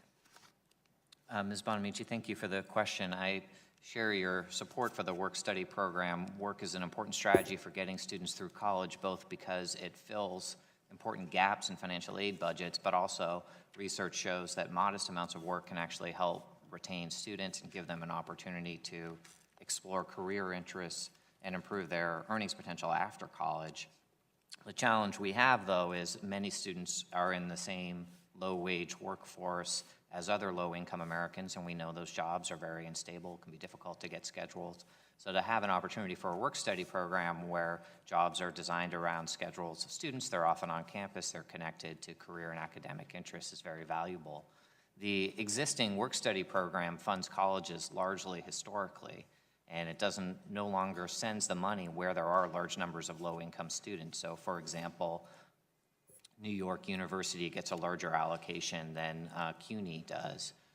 In fact, if you're a low-income student at a four-year private university, you're more likely to get work-study than a low-income student at a public university, even though we know public universities disproportionately enroll low-income students. So I think... And I want to get another couple questions in, but I think the apologize. message that it's time to update the funding formula. Thank you also for mentioning my Simple Act that I've been working on. I plan to reintroduce this bill, which will protect many borrowers from default by getting more students and keeping more students in income-driven repayment. You mentioned the importance of automating the annual income recertification process and also automatically enrolling severely delinquent borrowers. These are both changes in the Simple Act. Can you talk a little bit about how this will help students? Yes, the income-driven repayment is a really important safety net. It allows us to tell students we think loans are an excellent investment, but if it doesn't pay off, we can guarantee that loan payments will be affordable. There are very important changes that need to be made to the program to simplify the program for students, make it easier to enroll, auto-enroll delinquent students. And so I think the Simple Act has a lot of potential to reduce loan delinquency and default and make a real difference. Thank you so much. And I also heard retention several times this morning. And that's a significant issue, especially if we look at the students with debt. If they don't graduate, they're much less likely to be able to pay that back. So who wants to talk about the importance of Gear Up and TRIO and programs that help with retention? Dr. Morrison Shaler. All of those programs help with retention, and it's key that if you have students who have debt, that you get them through the process and you get them to a point where they can start to work and earn money and pay back those debts. And those programs that you're talking about are essential. They include things like financial literacy. They include things like working, if you're going to work in something that will get you the experience that will help you to succeed in your career. So there are career pathway experiences. And so all of those things help with retention. And just making sure that students can focus on their studies and get their work done without having to work on 2 or 3 jobs really, really is important. So any program that will help students be able to focus and get through their degrees and be successful, I'm fully supportive of. Thank you, and over time, I yield back. Thank you, Mr. Chairman. Thank you. Gentleman from Pennsylvania, Mr. Smucker. Thank you, Mr. Chairman. Question for Dr. Shetler. I'd like to learn just a little bit more about your transfer program, which helps students prepare for several high-demand career fields that you described. How did you determine what jobs are in high demand in the workforce? Within Western North Carolina, we do surveys. We look to see what jobs are available, in particular, what jobs are needed. And so in our particular area, healthcare is a big industry and one in which we are severely need for the citizens of Western North Carolina. And so we make sure as an institution that we are providing the right programs with the right qualifications and the right experiences so that students will then graduate and then go into those careers and be successful. And that lifts up the whole economic development of our region. Yeah. Can you talk a little bit more about the agreements that you have in place with some of the partner colleges? Was it difficult to reach those agreements, or talk a little bit about how that came about? We all have the same goal in mind for our students to be successful, and to do that we need to make sure that we have curriculum alignment. If you're taking 2 years of community college and earning your AA degree, then those credits transfer into your 4-year degree, and then you can go through as seamlessly as possible. Advising is really key on that, so we do joint advising between the community colleges and the university, making sure that the advisors know what to say to the students if they even are thinking about going to a 4-year degree. Because a lot of students go to community colleges not thinking that they're even going to have that dream. And so advising is a real component. And then making sure that those memorandums of understanding between the colleges and the universities are clear and updated regularly as curriculum changes to meet the needs of a growing industry like healthcare. Yeah. In your mind, what could other regions learn from you? What obstacles would they have to setting up similar arrangements? It's all about communication. It's all about the best for the student and making sure that that pathway is one that is affordable. And this is where NC Promise, I think, has been fabulous, because the cost of NC Promise to the student can be similar to a community college cost. And therefore, if a student has managed to get through the 2 years and with the cost of that, to be able to transfer to Western Carolina University, for example, as an NC Promise school, means that they're already on that pathway. They know that they can afford it. They know how much debt they're going to incur, and they know that they're going to get a high-quality education provided by high-quality faculty and staff who make sure that they have the experiences that they need to be successful. Thank you. Dr. Akers, innovation in any industry is critical to increasing competition amongst providers and delivering a high-quality product to consumers at a low price. And it appears that colleges and universities, we know education is changing, but in some ways continue to use the same model that's been in existence for a long, long time, for decades and maybe longer. How can we be helpful, or maybe to what extent do you think the federal government sort of constrains what colleges and universities can do? How can we work with you to encourage more innovation in higher education? Sure. So in order for a new institution to come into existence, they need to be able to find and retain students. It's challenging for them to do that in the current space because they're competing with institutions who have eligibility for very generous aid through the Pell Grant program and access to subsidized student loans.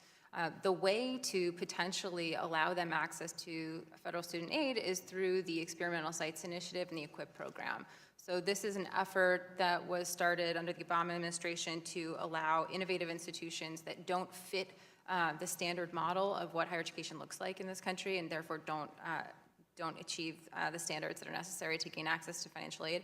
It allowed them to partner with traditional institutions and to sort of play with federal student aid and experiment. That effort was not largely successful, perhaps because of the way it was designed. I'd encourage that the federal government continue to support those types of initiatives that don't just open the floodgates and allow federal student aid to be utilized by these new and exciting business models without any accountability, but rather to continue to test out and using different sites and trial programs for these new programs that have a proven track record of success. Great. My time, I look forward to working with you on that, but my time is up. Thank you. Thank you. The gentleman from California, Mr. Takano. Thank you, Mr. Chairman. I do appreciate that you're holding hearings on this important topic. I want to thank all of the panelists for being here today, but I want to begin my question with Mr. Quall. It's good to see you again, and thank you for being here to share your recommendations on improving college affordability. I have a letter from Chancellor Oakley of the California Community Colleges that describes how the California Community Colleges have been hit hard, particularly by the for-profit closures in the state of California. And so what happens is when for-profit companies suddenly shutter, the community colleges, which are already under-resourced, how they mobilize to provide support to affected students. So without objection, I'd like to enter this into the record. The ability of the community colleges to properly serve these students is severely hampered by the poor quality education, that the students receive at the for-profit institution, and by the debt load students carry after attending one of these schools. I've heard too many stories about students attempting to transfer their credits, only to find out that almost none of their credits actually transferred, and that they're nearing the maximum, their maximum loan limit, impeding them to continue their education, in this case at community colleges. So Mr. Quall, what can the federal government do to provide better upfront accountability of for-profit institutions to better protect students? Thank you for the question, Mr. Takano. We have seen over the last few years for-profit colleges enrolling over 100,000 students close and leave them in the bind. So the instances you mentioned in California are only the latest in a long chain that began with Corinthian. It is important to have strong accountability protections, such as the gainful employment rule, which requires that typical graduates of for-profit programs be able to repay their loans. The borrower defense rule, which holds colleges accountable for illegal conduct, such as fraud. The incentive compensation rule, which prohibits deceptive and high-pressure recruiting. And the 90-10 rule, which requires at least 10% of students being willing to pay for the education out of their own pocket. So there are important accountability rules. Many of them are being neglected by the current administration, and others need to be strengthened by Congress. Yeah, I'm aware of the neglect and actually the rollback of protections. And I understand in the Chairman's Aim Higher Act that we actually work to strengthen some of the protections you mentioned. How do we ensure that students aren't left with burdensome debt after a for-profit closure? Well, one important step is to make sure that students have their loans discharged after a school closes. Current law gives them the right to choose whether to transfer or get their loans discharged. Many students never actually do either, so it's important to guarantee them that automatic right to have the school discharged. We need to adequately fund tuition relief funds so that students have that means. And we also shouldn't keep students in the dark. So You know, when the Argosy College and these other colleges closed last week, it wasn't a surprise to the executives at those colleges. It wasn't a surprise to the Department of Education, but it was a surprise to a lot of the students who were borrowing and dipping into their savings to go to those schools. That's amazing. I want to talk about income share agreements, or ISAs, that are contracts between college students and investors in which an investor agrees to pay a portion of a student's tuition for a portion of the student's future income after graduation. Speaking frankly, I see ISAs as another way to push the private market onto students, which has never resulted in positive outcomes. In an effort to shore up profits, the private market has been inclined to irresponsible and unfair practices when lending to vulnerable students, which is what led us to include consumer protections in the Dodd-Frank Act in 2010. Given the history of the private market in college financing, I'm concerned with the potential abuse of students through ISAs. Mr. Qual, what are some of the other pitfalls of ISAs? Well, I share your concerns, Mr. Takano. I think that private loans, including ISAs, will always have higher costs and weaker consumer safeguards than federal student loans do. ISAs in particular are not transparent, and because students have very different earning trajectories, sometimes because of labor market discrimination, ISAs have the potential to have higher costs for some types of students and even exclude some students from some types of programs or colleges. Well, my time has expired, Mr. Chairman. I yield back. Thank you. Thank you. Gentleman from Kansas, Mr. Watkins. Thank you, Mr. Chairman. Thank you all for being here. So I represent Eastern Kansas. It's agrarian, and there's lots of poverty issues there. And I know personally what it's like to try and deal with mounting school debt. So it seems to me the solution was a pro-economic growth policy characterized by low taxes and low regulation that allows the economy to thrive. And does it work? Well, our pro-growth economic policy has led to record low unemployment. We're enjoying over 7 million job openings. The Labor Department, when reporting on hiring competition, says that there's an increase in average hourly pay by 3.4% from last year, which is the highest in a decade. Given the strong economy, Dr. Akers, are you seeing states beginning to thoughtfully reinvest into their higher education institutions, given the strong economic performance nationally? Yeah, it does seem that there was a decline in state support of higher education following the Great Recession, and we have seen recent indications of an increase in investment. Thank you, Doctor. Chancellor Morrison-Shetler, staying with the excessive red tape subject, would you speak to any burdensome federal regulations on the higher education community that could be cut so that you can spend more focus on students and education? One of the main issues that we have is just the cost of compliance, meeting the compliance regulations and needs. It would be great if we could either keep the amount of compliance that we have to report on, or decrease it. That would certainly help us with the burden of that, because we're actually having to hire people to be able to help us with that, rather than using those resources to invest in education. Great. Thank you. Thank you, Chancellor. Thank you all for being here. Mr. Chairman, I yield back my time. Thank you. The gentlelady from North Carolina, Dr. Adams. Thank you, Mr. Chairman. Looked like there was some extra time on there. Let me thank all of you, first of all, for being here and for your testimony. Ms. Parker, I am very moved by your story. I am a retired professor of 40 years at Bennett College in Greensboro, North Carolina, where I work with young women, just like you. I went to school like you and took my children with me, and I know the struggle. But of course, when I was in school many, many years ago, the cost was not nearly what it is today. Dr. Morrison, thank you for what you do for our students in North Carolina. Mr. Chairman, I'd like to submit for the record a letter from CLASS, an organization that supports low-income students. Without objection. Thank you. Let me ask, first of all, Chancellor Morrison-Shetler, you helped create the North Carolina Promise Program. I was a member of the North Carolina House when that discussion came up, I was a little concerned as well about not only the fact, I think we always need to try to make college affordable. Access and affordability really are key for students. Having worked at a private institution, knowing a lot about our historically black colleges and universities in North Carolina, I had a concern about the costs that the college would incur.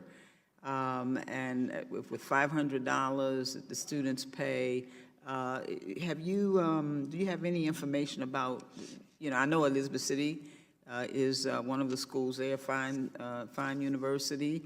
I had an opportunity to talk with the chancellor, but I'm curious about that. And I know how it's a game changer for students, but in terms of the struggle for universities. This is a very ambitious program, and the state has stepped forward, and this first year alone, $51 million have been put towards the success of this program.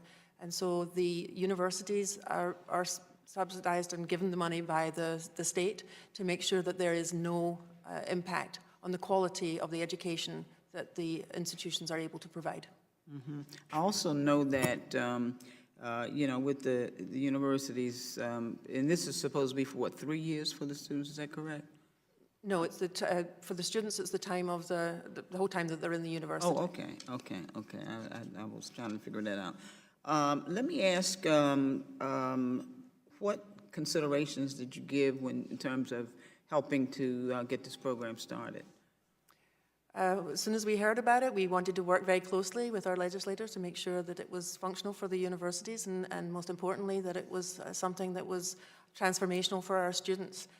To have, particularly Western North Carolina, we have a lot of low-income students. We're a very rural area. The other two institutions are also in rural areas. We wanted to make sure that the right people were able to access this kind of program. Okay. And so the ability to let people know that this was available to them, that an education was available to them was important. Thank you, ma'am.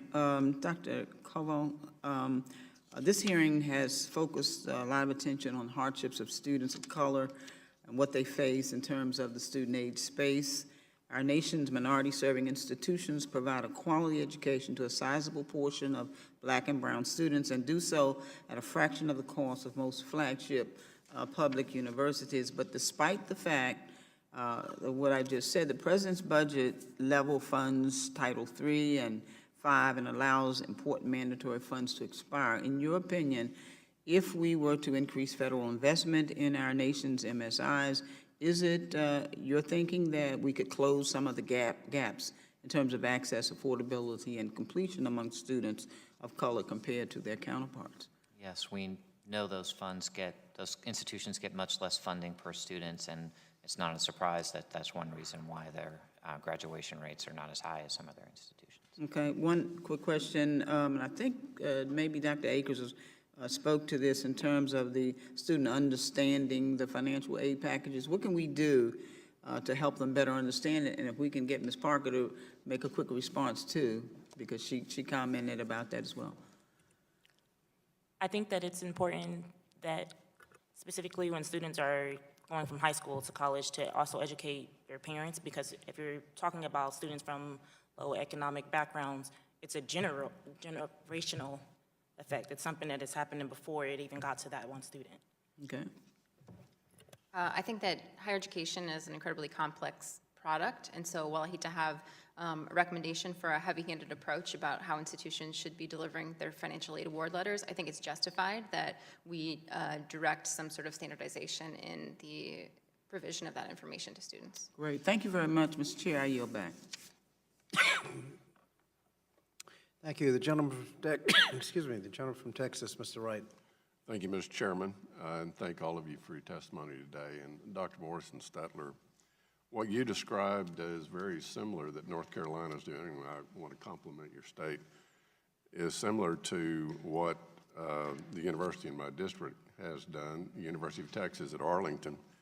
It's 55,000 students, including online courses. It's the fastest growing campus in the UT system, which is a very large system in Texas and is second only to Austin. But here's the interesting thing.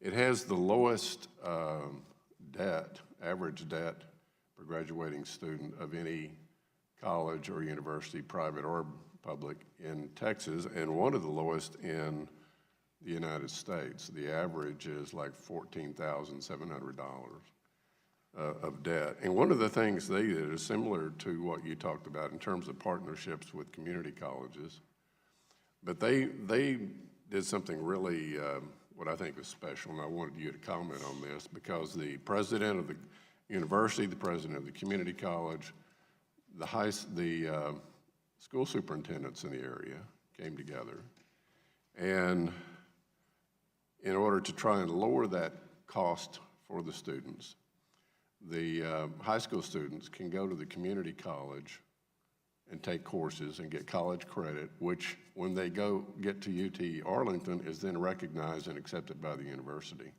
And a lot of students are taking advantage of that. Can you speak to that in terms of your experience? Do y'all engage the high schools in North Carolina to any degree?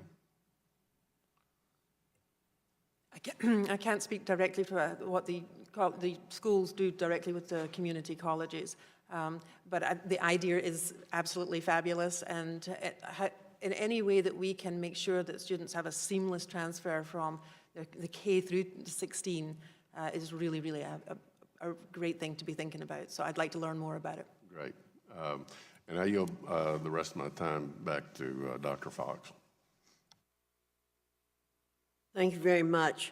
Dr. Weber, you discussed non-completion in your testimony and call it the biggest risk associated with going to college. Are you familiar with the revenue theory thesis where institutions are spending on faculty prestige and influence instead of on support services to help students graduate? I'm particularly interested in your opinion on the effects highly priced academic programs have on perceived educational quality and student access. Well, thank you for the question. It's very important. First, I'd say that there's mixed evidence as to the impact of very highly priced educational programs. Certainly, there are impacts of truly increased college quality. There are large earnings impacts from, say, going to a high-quality state flagship university versus a regional comprehensive. For any number of reasons. I do not think that there is strong evidence to suggest that these so-called fancy universities, the very highly priced private institutions, that there's a causal effect of higher earnings or anything from those. I'm interested in the existing research behind the trends in the value proposition of college. We've all heard college graduate earnings outpace peers who attain a high school education. However, according to the Federal Reserve Bank of St. Louis, the economic return on college is unequal across the population and diminishing across successive generations of college graduates. Dr. Akers, what can we do to restore the return on investment to higher education and make the prospect of college less risky? So there's a vast body of evidence estimating very large positive returns to higher education. Of course, there is a dispersion of what those returns are across different classes of students, particularly with respect to their families' wealth. I think the most important thing to consider in maintaining the value that we have seen historically in higher education is ensuring that prices don't continue to creep up at the rate that they have been growing. I believe that the most important tool we have for doing that is empowering consumers with information so that they can make informed choices about where to spend. To the extent that they understand where spending is worth it and where it isn't, they can put pressure on the institutions themselves to keep price in line with value. Thank you, Mr. Chairman. Thank you, Mr. Wright. Gentleman's time has expired. The gentlelady from Connecticut, Ms. Hayes. Good afternoon, everyone, and thank you, Chairman Scott, for holding this very critical hearing. Ms. Parker, your story is my story. You are me. So everything that you said resonates with me, and I am so incredibly familiar with the idea of going through community college and working 3 jobs because this is my experience. I will disagree with you on one thing. You said the odds are that you will not lift yourself out of poverty. You already are lifting yourself out of poverty, so I hope you know that. Again, I could take the whole 5 minutes because this is so deeply personal to me, but 2 things I want to first clarify. This idea that graduate debt is a choice, I have to push back on that. All I ever wanted to be was a teacher. I went to community college, went back and got a bachelor's degree. In order to be an entry-level teacher and maintain Connecticut certification, you have to obtain a master's degree within your first 5 years and then professional certification. So in order for me to get an entry-level job, I needed a postgraduate degree.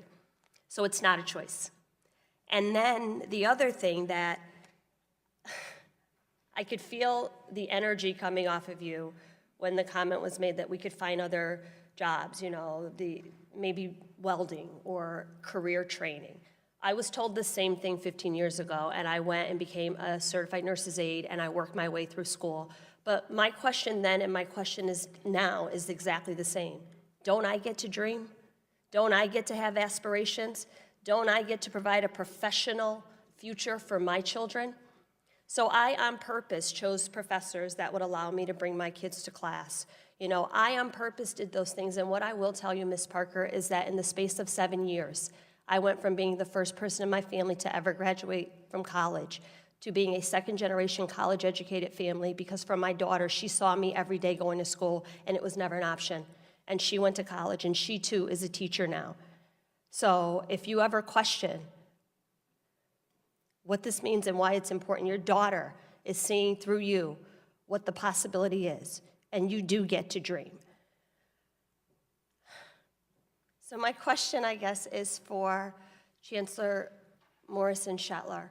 When we're talking about eliminating programs like the Federal Supplemental Opportunity Grants or TRIO or Gear Up, are those programs directly attacking low-income families, in your opinion? Because one of the things I was told when I couldn't get a loan or a grant was to have my mother or my family fill out a PLUS loan or a parent loan.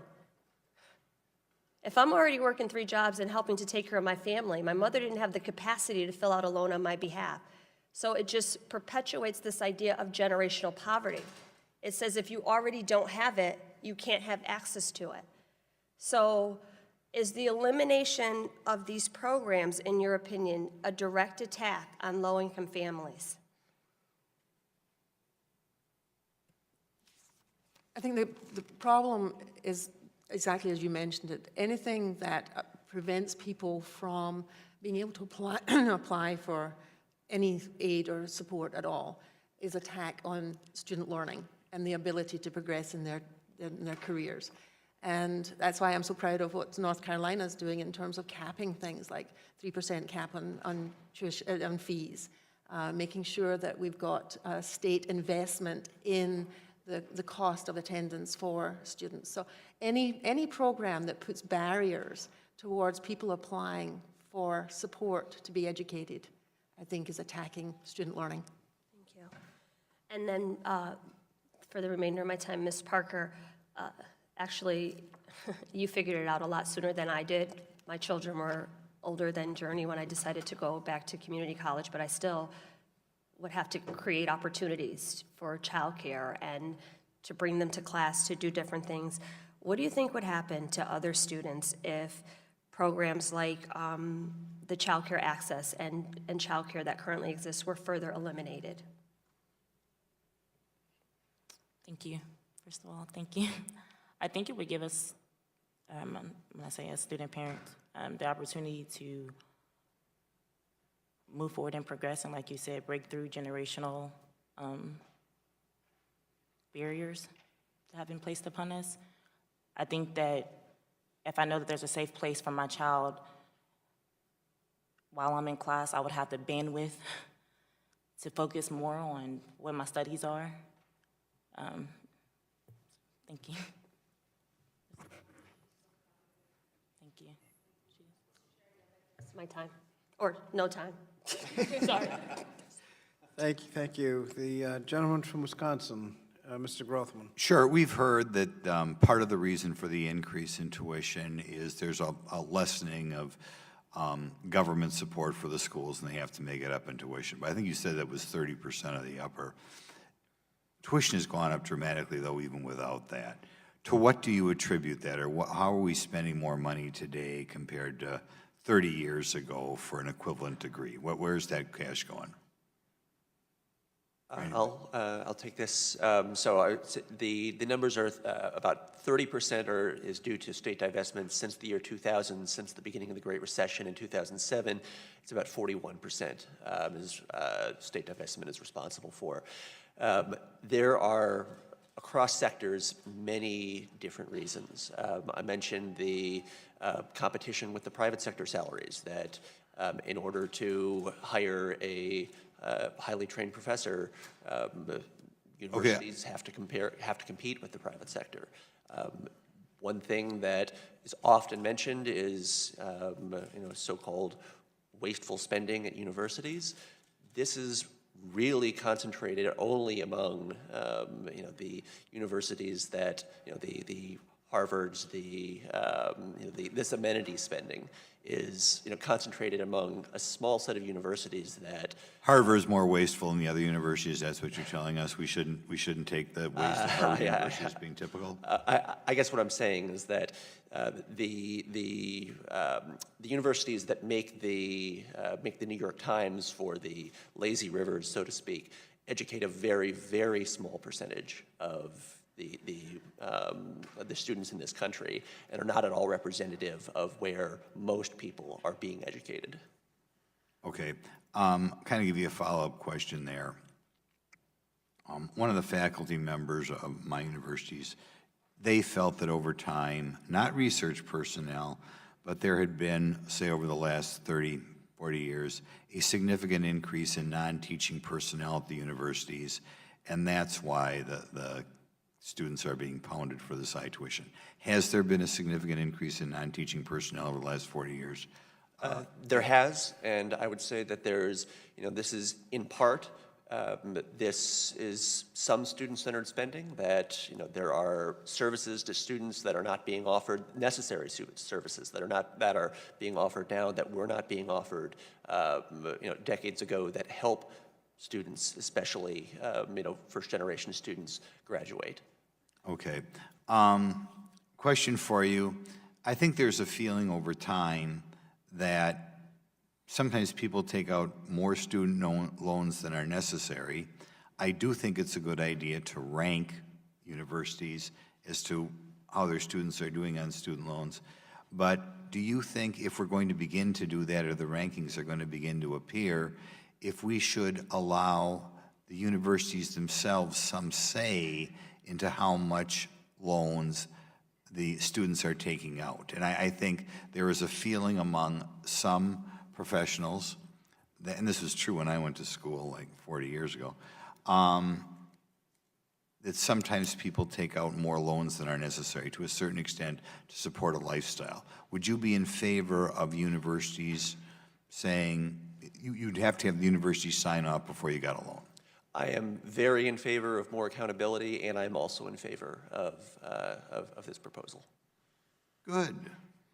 That's great. One other thing, we talk about, loan or Pell Grants for, certain demographics.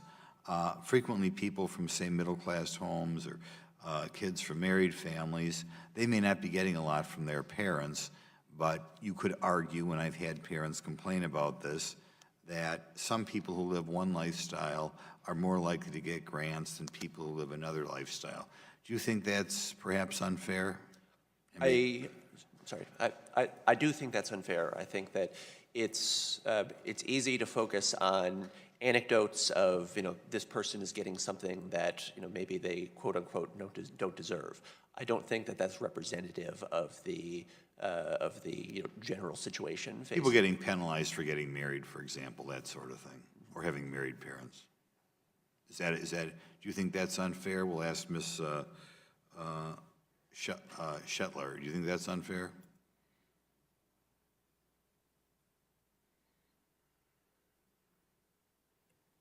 I think individuals come to university or college with different backgrounds and different support mechanisms. I'm first generation and come from a modest background, and was grateful for the grants and loans that were available to me.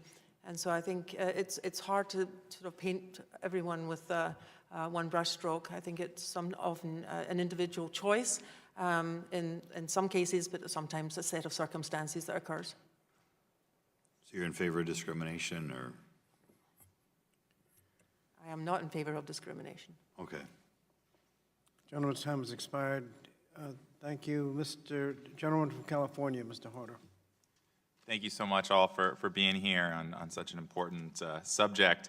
Dr. Kual, I'd love to start with you. Can you share with us once again what the aggregate amount of student debt is now in the United States? 1.5 trillion. And I know I haven't been here that long. It wasn't that long ago since I was in college myself. When I was in college in 2006, do you recall where the aggregate debt was then? I don't, but it was substantially less than 1 trillion. I think it was around about $500 billion. Does that sound about right? It does.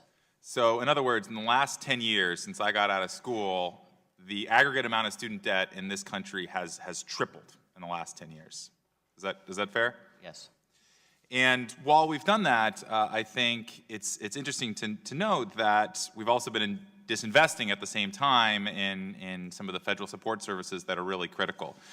So in 1980, my belief is, or my understanding is that the Pell Grant covered, the maximum Pell Grant was about 76% of the cost of attendance for a four-year school, about 76% in 1980. Is that around correct? Do you know where it is today? It is about a quarter. Got it. So in other words, the amount of student debt has tripled over the last 10 years, and over the last 30 years or so, we've gone from about 40 years, we've gone from about 76% of the cost of attendance of a Pell Grant has slipped to about a quarter. Is that fair? That's right. And I'd love to get the student perspective on this as well, Ms. Parker, and thank you so much for being here. It's interesting day to day because we're about 24 hours after a real scandal in higher education, where we've seen, I think, a renewed sense of the inequality in our higher education system. To your belief, did your parents bribe any school administrators or coaches to get you into school? No. You sure there's no endowed building, a couple $1 million that helped get you into Franklin? I guarantee you there is not. There isn't in my alma mater either. And what did you study when you were in school? This most recent time? Yeah. Human resource management. And before you decided to study that, did you have access to reliable data that told you this is what you're going to make after 4 years of a program of study? If I had access to the data, it was not something that I had background knowledge of knowing to do. Got it. Would that have been helpful in making a decision about what to study? Yes. And Mr. Kual, would you agree that students today applying to college don't necessarily have the information that they need to enroll in school? Yes. And what is your sense of sort of the fragmentation of our information and the transparency that we give to students and parents in making what is one of the most important financial decisions of their life? How is that? Woefully inadequate. Why do you think that is? Well, one reason is the Department of Education is prohibited from collecting data on students who don't receive student aid, which is about 30% of students. And so we only know what we make colleges report to us. We don't know how well students succeed after they transfer, they articulate to a different program. We only have limited insight into how well they do in the workforce. And so there are a lot of really critical questions that just can't be answered by a student deciding where to enroll right now. And I used to teach community college. I taught Business 101, how to write a business plan, start a company at Modesto Junior College in my community. What about community college students? You mentioned four-year students. What access to information do you have if you're doing a two-year degree? Well, it It varies by state, but again, it is hard to know whether a 2-year college graduate will go on to earn a 4-year college degree or how likely that is. Again, access to labor market data for those who earning occupational degrees is hard to come by, very rare at a program level, which is really what you want, and rare to get disaggregated by student characteristics. And so, and is there any federal standard that sort of standardizes the amount of information that students have when they're getting a 2-year degree, or even a set of standards to know, what are the college graduation rates at one university versus, or one 2-year degree or 4-year degree as opposed to another? Is there any sort of standardization in that? So you sort of, as you're making one of the most important financial and lifelong decisions, you have sort of a good understanding of where you get the most bang for your buck? There is, the Department of Education operates what's called the College Scorecard. Again, though, it's limited in the data it has. So you mentioned graduation rates, and what the department measures is students enrolling for the first time as full-time students.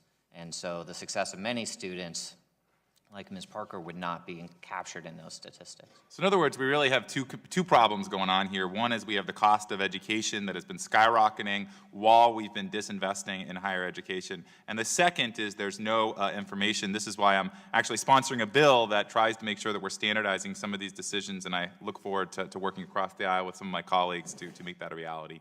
Thank you so much, and I yield back my time. Thank you. The gentleman from Pennsylvania, Mr. Muser. Thank you, Chairman Scott and Dr. Fox, for holding a hearing on this extremely important issue of college affordability. Thank you to all of our witnesses very much for taking the time to share your expertise with this committee. As we've heard this morning, tuition fees at our institutions of higher education are rising well over the inflation rate by at least 3 percentage points. And it's almost an automatic increase, just virtually every year. In most institutions, the cost goes up. And this has been happening for 20 years at least, maybe more. Despite the vast number and growing number of job openings in our economy, we have a skills gap that must be addressed. And yet our costs continue to soar.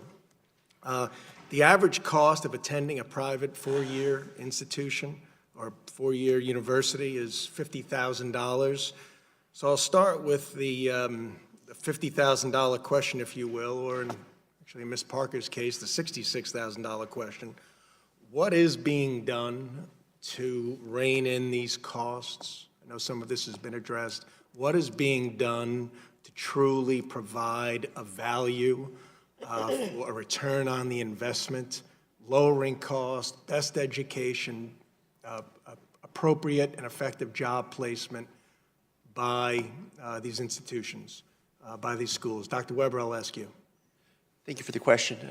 One of the biggest things that I can say at Temple University first is an initiative called Fly in 4, which is trying to keep students on track to graduate in a reasonable time frame. And if they take longer than the 4 years, but they have met certain performance goals, then they won't have to pay for classes after this point, as long as they have been kind of meeting certain benchmarks. In terms of the job placement, I think that the best place for colleges of all types to invest in is internship programs, that the returns to a strong career placement and internship program are very, very large. And I can say that in my college, there's been a strong push towards making partnerships with businesses in the local community and really investing in this. Great. I'm certainly a fan of Temple University, and I really hear some great things, and I think your applications rate are a reflection of that. So go Owls. I'm a big fan as well. So go Owls. All right, very good. Dr. Akers, another university that does very well is Purdue University. Mitch Daniels has done some remarkable things there, and his staff, lowering costs, just making the school more attractive, and definitely delivering on job placement. Are other schools following this model, and maybe you could comment on that? Sure. So one of the innovations I'm particularly interested in that Ms. Jane has brought to Purdue is the Back a Boiler program, which is their college-specific income share agreement. What that does in the case of Purdue is takes university funds and basically invests in students. So the institution is putting their own finances at risk and aligning the incentives so that when their students succeed, they succeed as an institution. We've seen that they were the first to start a program like that. We've seen other traditional institutions following suit and creating income share agreements as well. The University of Utah was, I think, the most recent large university to go in that direction. Purdue was also a leader in their recent action of acquiring Kaplan, in that they have a dramatic expansion of their online education program. I think this is a space where traditional institutions have underutilized the potential for technology to lower the cost of their provision of education. So I'm hoping that we'll see other schools following suit in that area as well. All right, terrific, thank you. And Dr. Morrison-Shetler, I just want to focus on vocational skill learning as well as filling the jobs gap that exists. Now, you mentioned in your written testimony the importance of vocational and career education. What sort of resources, what percentage of resources go towards your technical end of your school, and do the students receive the same level of student loans for vocational skills? The NC Promise program makes sure that every degree that a student wants to pursue is affordable, and that means reduction in tuition, particularly for in-state students, to $500.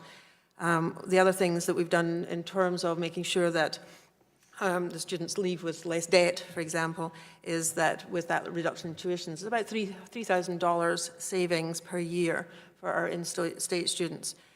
The other things that we've done, we've had a 3% cap on our fees per year, so that those fees don't keep increasing, as you mentioned. I think that's really important to say. And across the system, we have an 8-semester fixed tuition program. And so when people are coming in to get a degree, whatever kind of degree they are getting, they're getting the skills that they need. It was previously mentioned by my colleague here, internship programs, experiential learning opportunities, which allow anyone who are in any field of education to be able to show, while they're getting their degree, that they have the skills that they need to be successful. We're also seeing that our students are getting jobs based on the experiences that they're getting. And so with the cost perspective of it, the state of North Carolina is decreasing the cost for students so that they can then get the experiences they need, get the jobs that they need when they graduate, and give back to the economy. Thank you. Gentleman's time has expired. Gentlelady from Georgia, Ms. Macbeth. Thank you, Mr. Chairman. And before I begin asking my questions, I'd like to echo my colleague, Mr. Hardin's comments. But first, by responding to the references made about the need to reduce administrative burden on colleges, it's important to keep in mind that federal regulation and oversight provides vital protections for our students. This is particularly important for low-income students and students of color who are more likely to be burdened by unmanageable debt and to be victims of fraud and abuse by unscrupulous institutions. There are, however, some bipartisan proposals for reducing compliance costs, such as the College Transparency Act. This bill would lift the ban on the collection of student-level data and make it easier for colleges to satisfy their reporting requirements. The College Transparency Act would also provide students and families with better information on the educational and workforce outcomes, which gets at some of the problems about transparency that were raised earlier today. It is true that the demographics of post-secondary students are more diverse today than ever before. More women are attending and graduating from college than men. In Georgia, the state in which I represent, 59% of college students are women. Across the country, we're also seeing increases in the number of students of color and students with a disability attending college. These trends are very, very exciting, but we still have so much more to do to address the systemic inequalities that still exist today. Low-income students and students of color are disproportionately affected by the costs of education and the lack of available funding, resulting in lower rates of matriculation, retention, and graduation. In Georgia and across the country, most Americans will need to attain a post-secondary degree to achieve or maintain a middle-class income. In fact, by 2020, 65% of the jobs in my state alone will require some level of higher education. Specifically, 22% will require a bachelor's degree. If a college degree continues to be the surest path to economic mobility in our society, we need to make sure that everyone has the resources, especially financial resources that they need.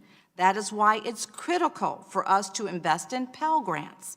In Georgia's 6th Congressional District, over 6,000 students received Pell Grants for the 2018 and 2019 school year, totaling nearly $30 million. And for the state of Georgia, more than 230,000 Pell Grants were awarded to students. This brings the total for the state to just over $900 million. Now, I'm proud to say that Georgia State University, an institution with campuses in my district, is one of the many institutions in Georgia to make great strides to narrow the funding gap for low-income and first-generation students.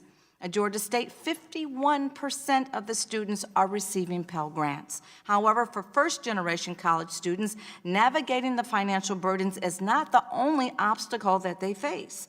Students face a culture shift from the comfort of their hometowns and neighborhoods to an environment where many students may not look like them, come from the same background, or belong to the same socioeconomic class. When we talk about higher education, we need to keep those challenges in mind. And I want us also to think beyond tuition costs when talking about completing a college degree. We speak of mental health in K through 12 schooling, but what happens once those students move on to post-secondary education? What happens to those students who receive free or reduced lunch? It is one thing to get a student to college. It's another thing to get them through college. As we begin these conversations, I hope we'll consider the funding needed to help those students navigate their college experience. An accessible, affordable education is crucial to the advancement of our society and to the future and well-being of people that we are here to represent. We cannot expect greater returns in our society unless we are willing to invest more in our schools and the future of our country, our students. Today's students are more diverse than ever before, and I'm thrilled to see so many first-generation college students like Ms. Parker blazing the trail as the first in their families to attend college. Ms. Parker, as you said, balancing multiple priorities can be exhausting and very stressful. We know that mental health supports are critical for students on our college campuses. Can you please talk a little bit more about anything that's helped you manage your stress level while going to school? And also, what more do you think that we, this body, can do to address mental health on college campuses? Thank you. Last year, I attended counseling services through Columbus State campus, and I guess coming from my community, mental health is not something that is addressed regularly. So once I found out about the counseling services, what they offered, I was like, the first session, I didn't understand why I was there, but I was like, I guess it might be good for me. But throughout the time, I realized how much I needed counseling. All the things that I had been going through over the years of trying to make my way through college, how that was burdensome to me. I think mental health should be a conversation that on college campuses that is a normal conversation instead of being stigmatized, and not just meant for career services counseling services, not just meant for that area of the institution. I think that's something that should be talked about in advising or in trio services, because no matter who the student is talking to, they see them as an advisor. It doesn't matter if they're a president, if they're in admissions, if there's an instructor, there is still a way to connect with the student, and they look at you as an advisor, as someone that they can, lean in to. It should be a platform of a regular conversation, what mental health is and how it's needed to be able to balance all of what you have going on with the student. Thank you. Thank you. Gentlelady's time has expired. The gentleman from Idaho, Mr. Fulcher. Thank you, Mr. Chairman. I was just going to raise a topic that I haven't heard much about, and just going through your testimony, I haven't seen. And in my home state of Idaho, there's been a couple of things that has worked in a positive way to drive down the overall impact of costs. One is competition. We've got a community college that was put in place in close proximity to our largest university, and since it was put in place, the student growth has exploded there, and the prevailing increase rate of the four-year university greatly slowed down. So that was one thing. The second thing was the implementation of a dual credit system. And I was a proponent of that at the state level, and it's really taken off. And so I'd like to maybe ask Ms. Parker, just because you have a compelling story, and the demographic that you grew up in is just different than the typical demographic in my home state. And so first of all, just a question for you. If you would have had, or maybe you did have, an opportunity to receive college credit while in high school, would that have been something that you would have pursued in your circumstance? I believe in my high school, my senior year is when Columbus State partnered with my high school to offer the college credit. So it was my senior year, and I was already afraid of college. Going back, knowing what I know now, yes, I would have, but I did not take advantage of it at that time. But mind you, I'm a first-generation student, so. I understand. Okay. So, and this really could be for anyone, but perhaps I'll just ask Dr. Weber, have you seen any other states or any other track records where the dual credit system was advantageous or helpful in driving down the overall cost of college? Yes, I think so. And my home state of Florida, where I grew up, has a robust dual credit system that I took advantage of. I had, I think, 12 or 15 credits from my local community college, and the general cost of college in Florida it's one of the lowest in the country. Now there are other reasons for that as well, but I do think that part of the effect is a robust dual credit system. Great. Thank you, Mr. Chairman. Would the gentleman yield? Yes, I yield my time, Dr. Fox. No, I'm not. I'm going to ask you a question, or yes. give you some information. Please. You hit on an issue I wanted to bring up eventually, and I'm really pleased, and while you're here, I wanted to say it. There's an article that came out February 10th that says that a student that takes at least one dual credit course in high school is 3 times as likely to graduate from college as students who don't take college credit courses in high school. The study also had the higher first, second, and third year GPAs. So I want to compliment the gentleman on bringing up the issue, because it is something that is proving to be very, very successful for students. So thank you for bringing up the issue, and I'll yield my time back to you. The gentlelady want to put that in the record? Thank you, Mr. Chairman. I would like to put that in the record. Thank you, Dr. Fox. I think the data in our home state would validate that, and I yield to Mr. Chairman. The gentleman has yielded back his time. Gentleman's time has expired. The gentlelady from Washington, Dr. Schreier. Thank you, Mr. Chairman. First, I would reiterate, I agree with my colleagues that we have a Running Start program in Washington State that has been incredibly successful. It reduces the cost of college, lets kids get an early start. It's unfortunately not available so much to people in rural areas, but it is a great start. We have heard about college tuition rates. Just for perspective, when I don't think I'm that old, but in the 80s, when I went to college, I took a couple classes at a community college for $5 a credit. Yeah. And I went to UC Berkeley for $2,000 a year. And I graduated from medical school with about $60,000 of debt, which pales in comparison to anything that students today are facing. I came out with an MD to pay off the same debt that Ms. Parker now is facing without that potential salary earnings. And so I have often said that the way we spend our money is a reflection of our values, and we have just heard about how college education leads to $1 million more in lifetime earnings, leads to a much bigger tax base, and will ultimately pay itself off. And I have always felt that an investment in a home and in education are the only two good kinds of debt.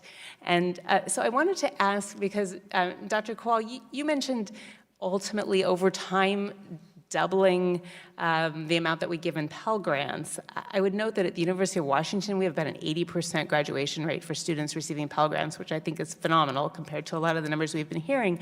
Why not just go for it immediately, given what a good investment college education is and the ultimate payoff in tax revenues for our country?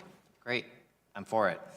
And in fact, the studies show that investments in Pell pay for themselves in terms of increased economic growth. And so it's a very worthwhile, it would be a very worthwhile investment for Congress to make. Thank you. And then I would also just note, and then I'll yield back my time in a moment, but that the costs of college today are so different for a person like me who happened to come from a middle-class household and did not have huge expenses, and Ms. Parker, who grew up with adversity.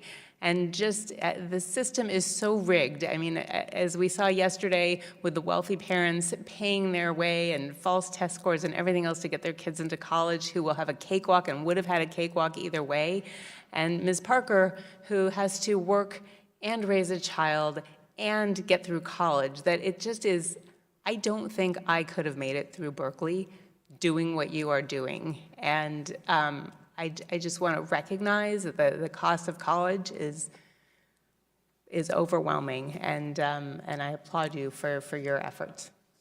I yield back my time to the chairman. Thank you. Let me ask just one question, maybe Dr. Kowal. There's been a reference to the private income-based repayment plan where you make a deal with a private investor to get a percentage of your income. How do those work, and why would anybody prefer that than the federal income-based repayment that we already have?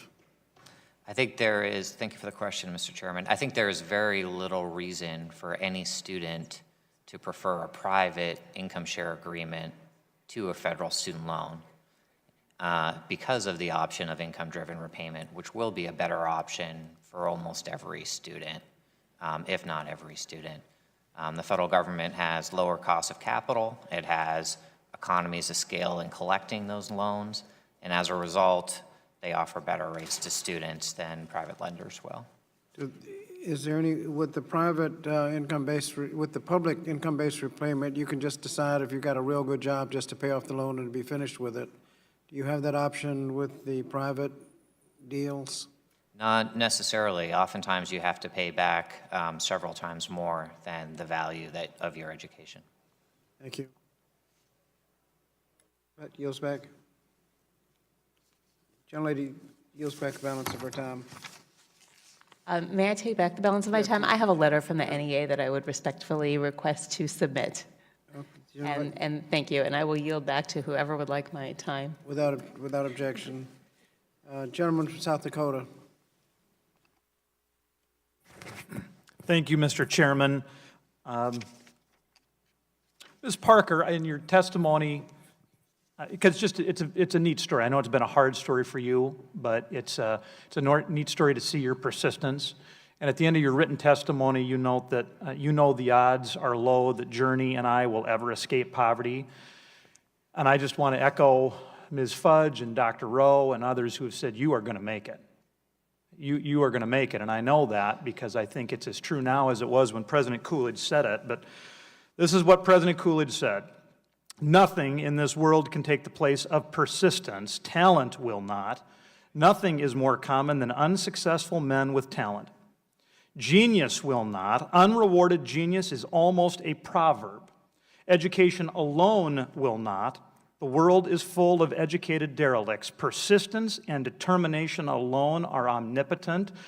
Ms. Parker, boy, do you have persistence. And you're going to make it, and Journey's going to make it. And I know that you have traveled far and that there are miles yet to go in your journey, but boy, are you going to make it.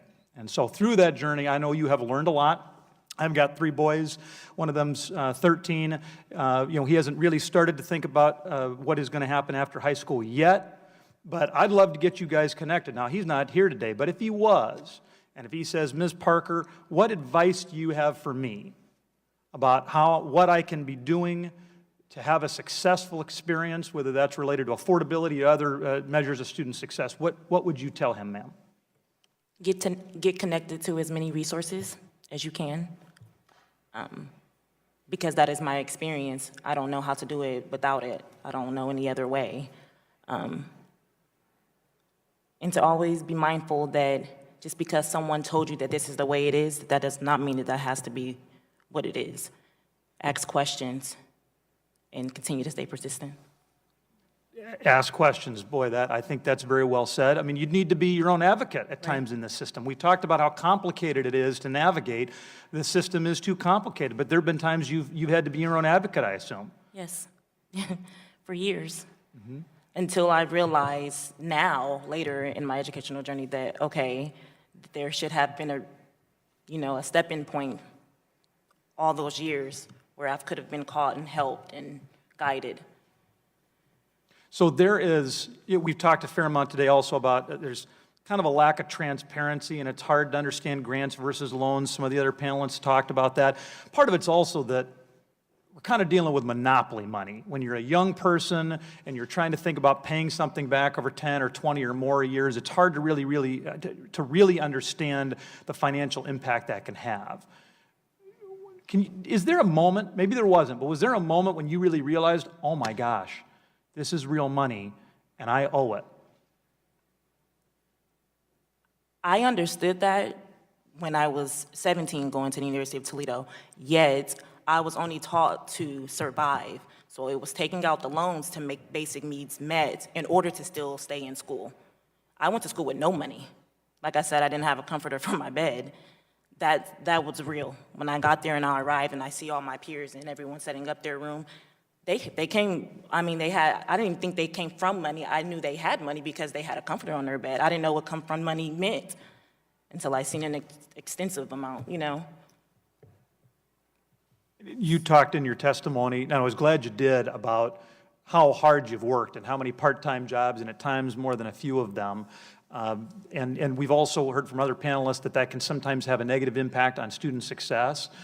But I've got to think right now it'd be hard for you to make it if you were not working. Employment's a key part of your success story now, I would assume. Is that right? Yes.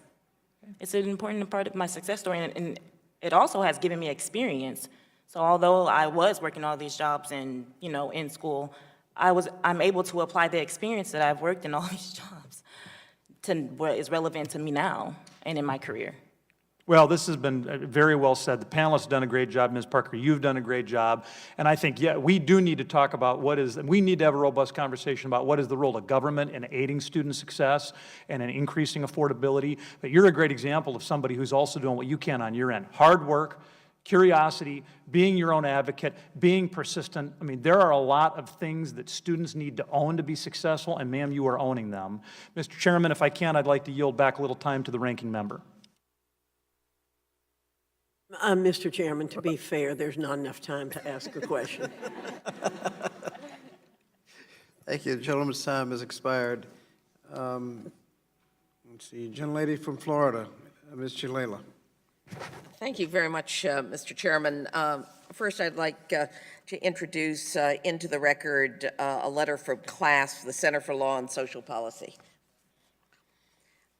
To the panel, and I think you've done an excellent job, but tuition is more complicated than just what the sticker price is, because so many of the colleges and universities in this country, with probably the exception of the for-profit institutions, discount tuition in a variety of ways. Sometimes it's a scholarship, sometimes it's just offering a lower price. And so it's hard to analyze whether tuition alone is the factor. And it seems to me that one of the things we've learned is these wraparound services that Ms. Parker has indicated that made a real difference for her. Access to housing, access to other kinds of income and support services, in addition to the fact that she took a job. So could you talk a little about what the actual tuition is and how analysts treat that in relationship to student success? So I think that you bring up a very good point. There's the sticker price of tuition, what it says on the website, and I do want to say this matters. It does deter people from who just see the prospect of these really big numbers with, and they're very reluctant to take out so much debt, and they're not aware of the financial aid that they're actually going to receive. But then what students actually pay. One of the problems is that what they actually pay is going to differ from year to year. It's not clear what they're going to get from 1 year to the next. The financial aid packages, that there's so much fine print that you might it expires after 4 years, or you lose it if you fall below certain thresholds, and it's incredibly complex. And this is a real burden to students, I think. Thank you very much. Mr. Cavell, according to research examining nationally representative data on student demographics, we found that while academic programs at for-profit colleges are more similar to those at public community colleges, borrowing patterns for students who attend for-profits are more similar to the not-for-profit four-year colleges. It seems like me to a mismatch in the types of programs for-profits offers and the cost. Have you looked at that differential in looking at the cost of college? Yes, you're right. Programs at for-profit colleges tend to have much higher tuitions, and they tend to have much, much higher percentages of students who borrow. And what about the retention and graduation rates? The retention and graduation rates are mixed. The for-profit colleges tend to offer shorter programs, but if you do it on an apples-to-apples basis, they're very similar, or if anything, community colleges have slightly better retention rates. Dr.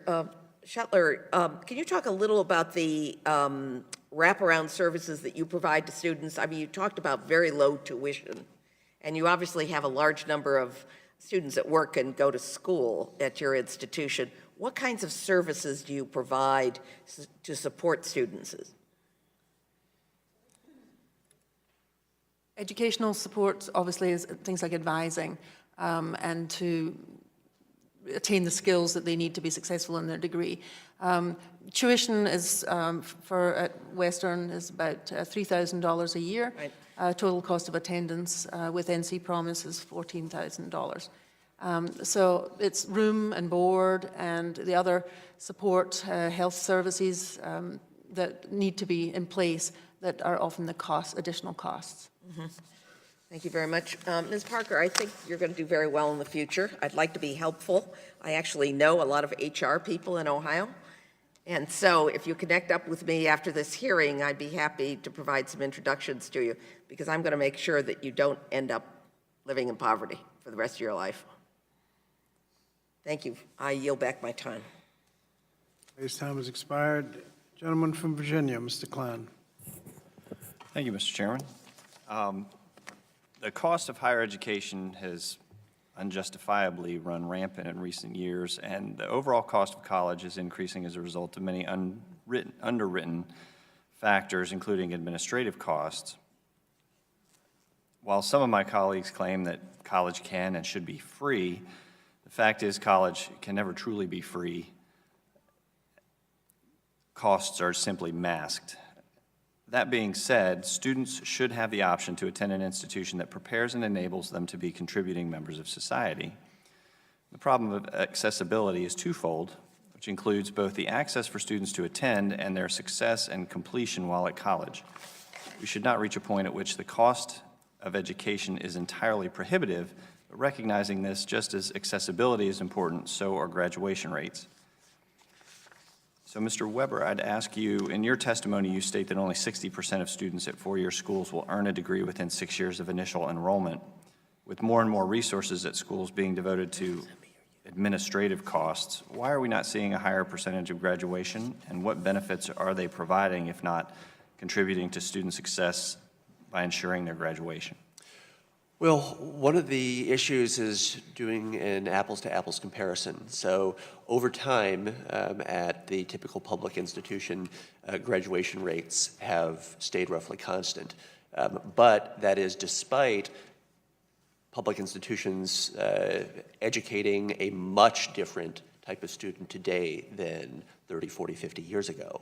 And so from an apples-to-apples comparison, in some sense, our graduation rates have increased because because they've stayed the same, if that makes sense. Thank you. Dr. Morrison-Shetler, I'm reading your testimony, very interested in NC Promise. Sounds very exciting. How long have you been chancellor, interim chancellor? Just slightly over 1 year.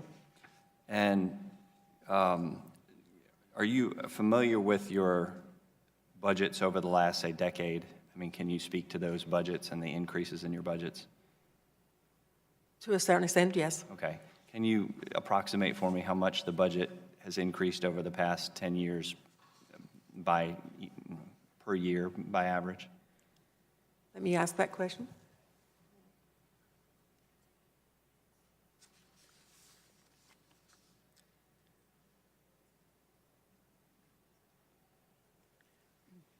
I just wanted to make sure it was somebody who actually has the numbers.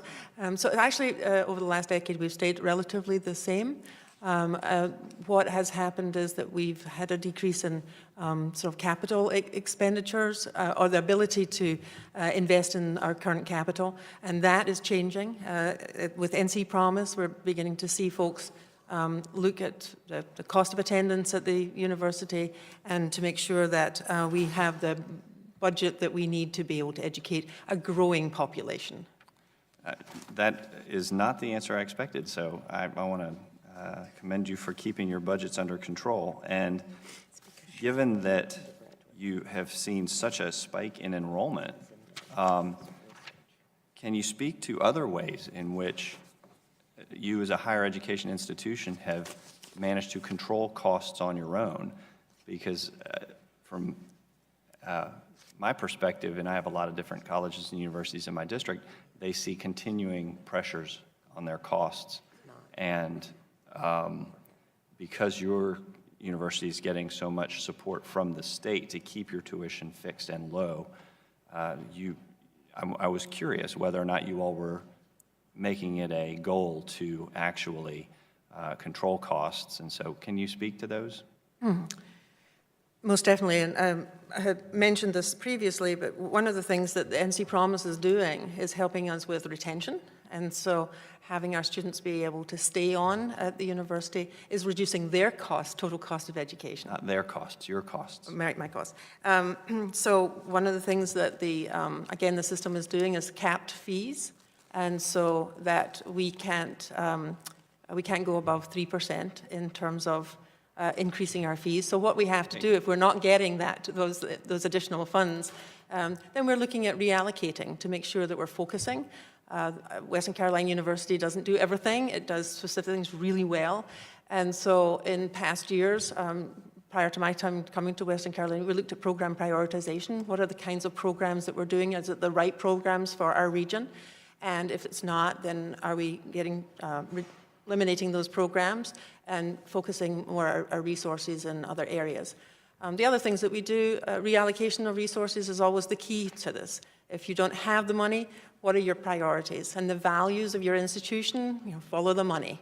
And so we have a very strong strategic plan that has a focus on success, student success, time to graduation, retention, and we make sure our resources follow those values, those metrics, and the issues that we are accountable for. So, Thank you very much. Reallocation. Great.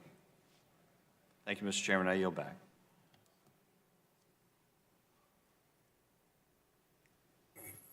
Thank you. Gentleman from Michigan, Mr. Levin.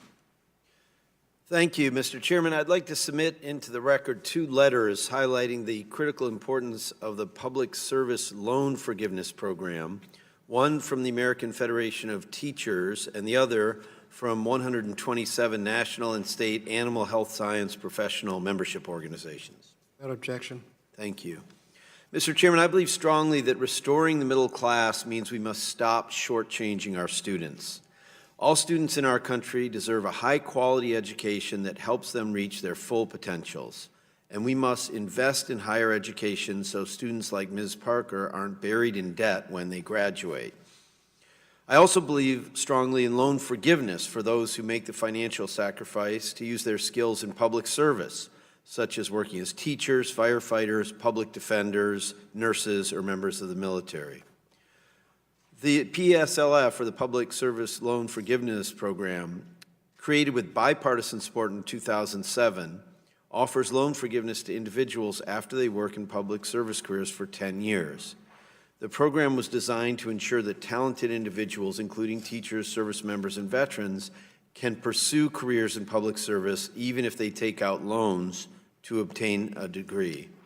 Dr. Quall, I'd like to ask you a question. I think we worked together in previous lives. It's good to see you again. What would eliminating the PSLF program do to diversity of the public sector workforce? Would it make it harder for underrepresented groups to pursue careers in teaching and nursing and the like? It would. We know low-income students and students of color are more likely to borrow, and they borrow more. And so it would make those career choices more challenging for them. And how would eliminating this program make it harder for low-income individuals in particular to pursue careers in public service? Well, we know student debt is an obstacle for students making their career choices, and students with higher debts are less likely to choose low-paid careers, including public service careers. Thank you. Today's college students often struggle to find adequate, affordable housing options near their campus. In fact, researchers believe that the population of homeless students in higher education is close to 1.5 million. Furthermore, a recent GAO report examining college student hunger found that low-income students, first-generation students, and single parents are at greater risk of being food insecure. Ms. Parker, I was so moved by your story of struggling to find housing for you in Journey. Thank you for sharing this experience, and I'm inspired by how you've overcome that difficult time in your life. Can you tell us a little more about what difference the stable housing that you found has made for you, and can you expand more on how you were able to find stable housing? Thank you. I was able to find the housing through our advising. We have a special circumstances advising at Columbus State, and they directed me in the direction of Scholar House. And what is Scholar House? Okay. Who lives there? Student parents. So it's a community of student parents, and they provide programming for us. So we have things for like mentoring, coaching, financial literacy programming offered to us. That's like a requirement.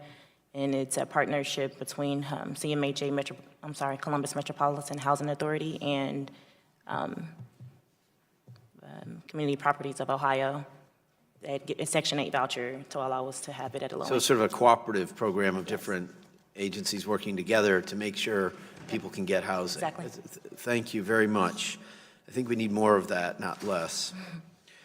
Part of the president's budget was released this week, where the administration recommends eliminating subsidized undergraduate student loans. Republicans have also proposed eliminating subsidized loans. Currently, undergraduate students can receive subsidized loans allocated based on financial need, which do not accrue interest while they're in school. Dr. Quall, how would eliminating subsidized loans for undergraduates affect students? And does this help make college more accessible and affordable? The president's proposal would use those funds to reduce the deficit. It would raise costs by thousands of dollars for many students over the life of their loans, and it would not make college more affordable. Finally, let me ask a clarifying question to you, Dr. Weber. There were some proposals offered by the minority about limiting borrowing among certain students to reduce debt loads.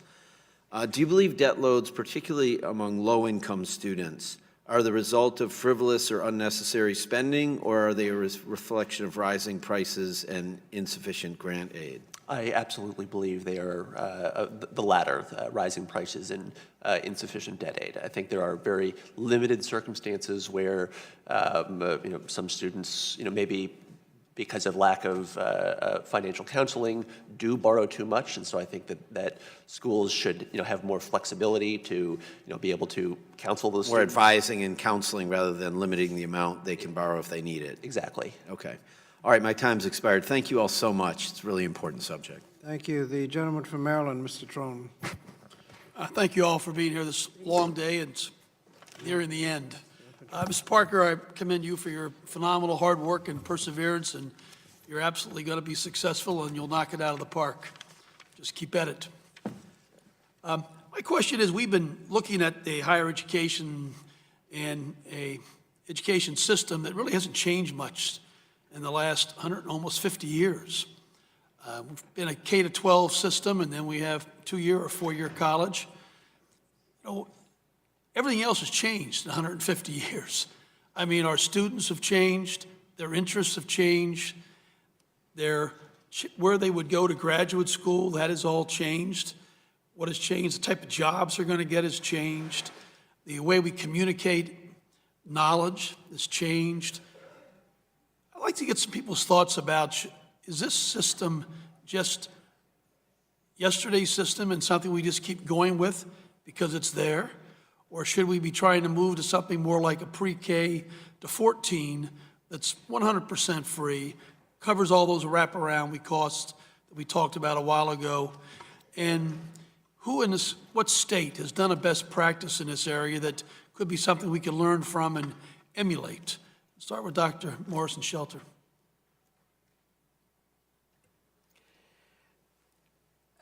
I think the comment about free is always difficult to sort of determine. One of the things that NC Promise does is a little different from others, is that it's the first dollar. And so the students come and they know what their tuition is going to be, they know what their other costs are going to be, and then they can apply other loans and grants to that. So I think making this a process that's more transparent, making a process that is more accessible, particularly for low-income or first-generation students, would be really, really important.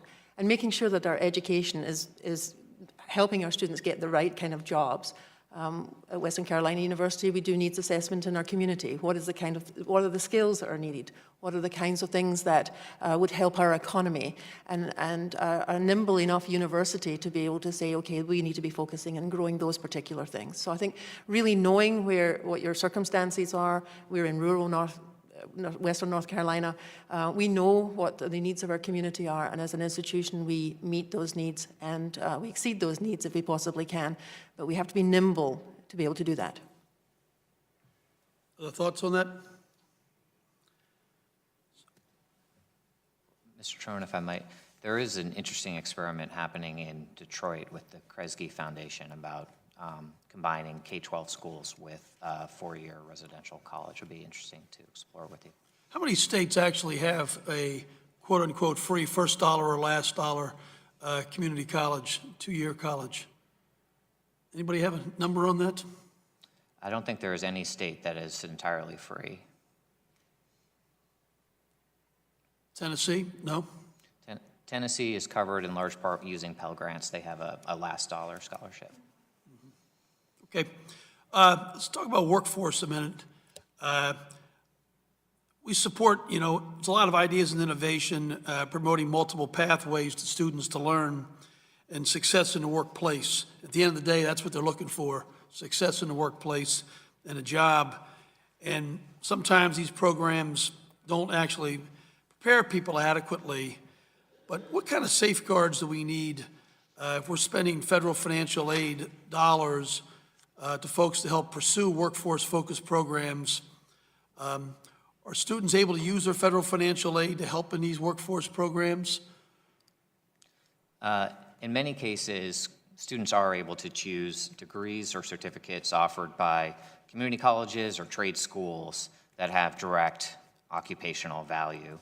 In order to get a Pell Grant, you must be attending a program at least the length of a traditional academic semester, which is 15 weeks.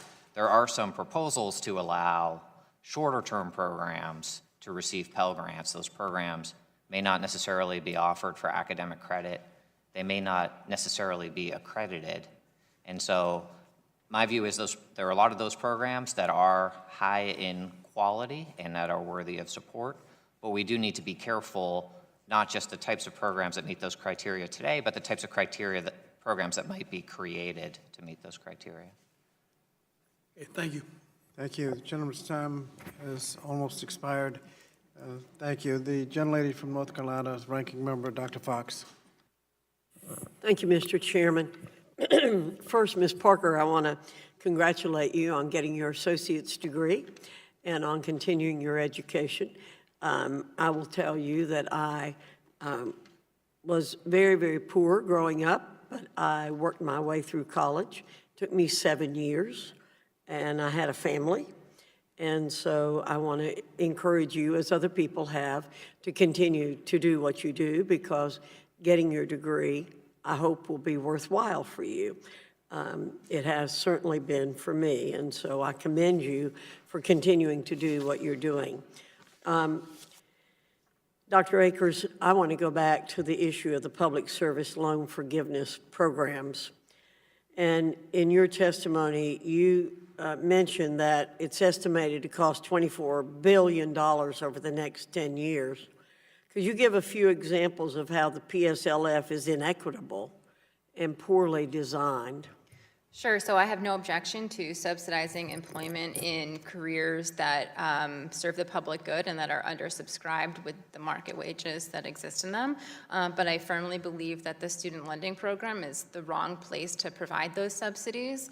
It's sort of an obvious example of where there's inequity is you could imagine two nurses working in a nonprofit hospital system.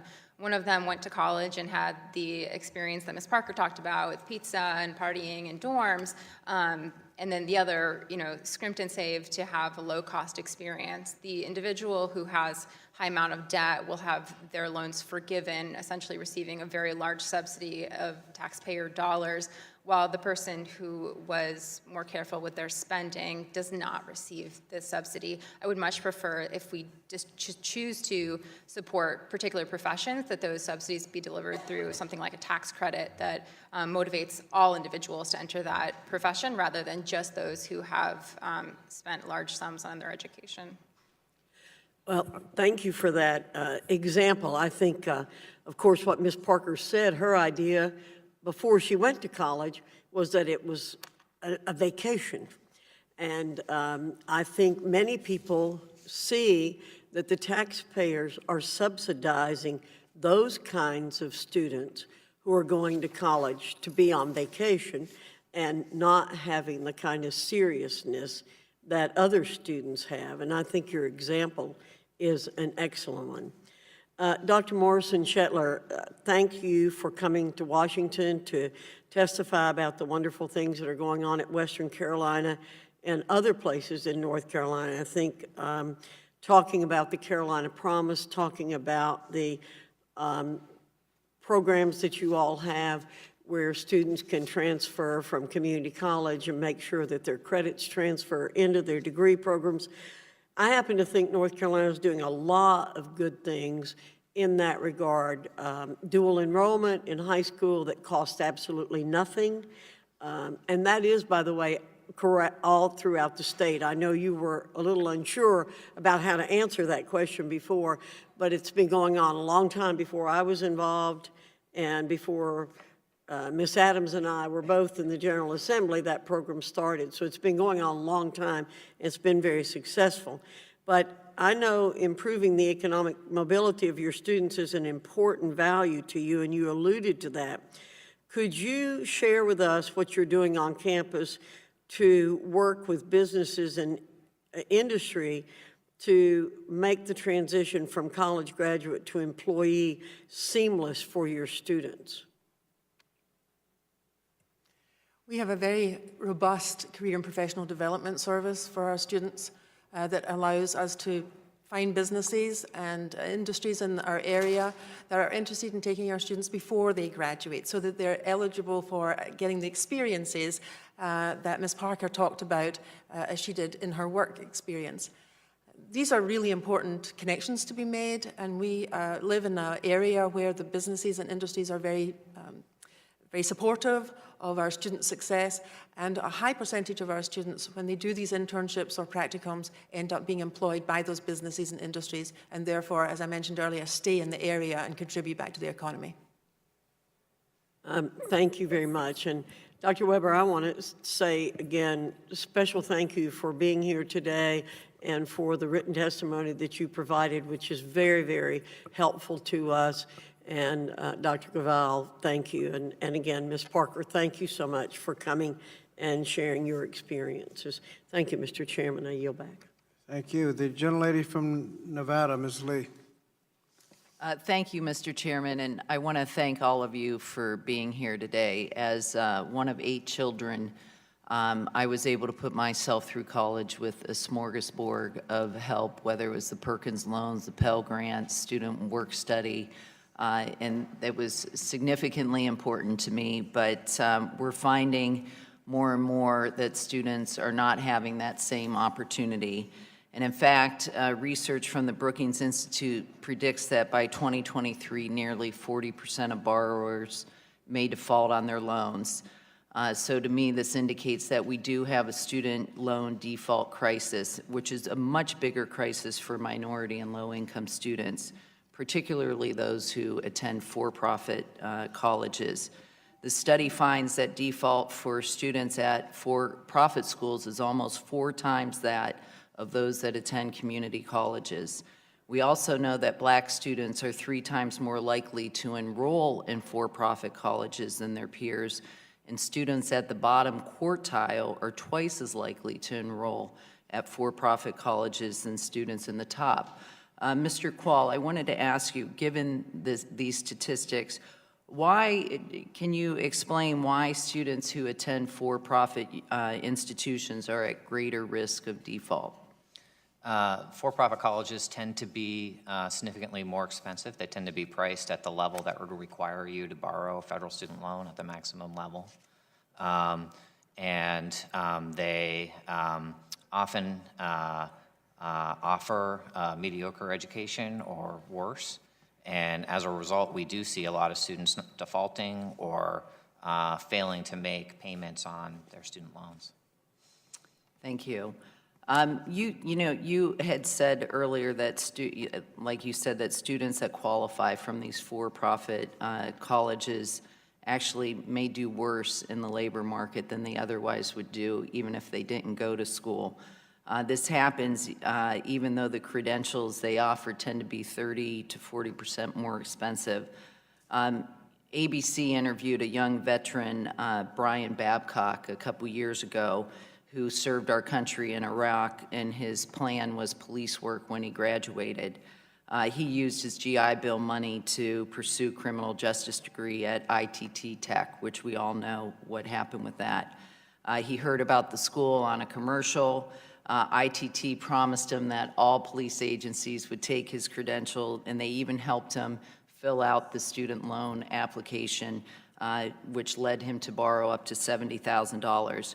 He went on to apply to 20 to 23 police departments to only find out that none of them recognized this degree.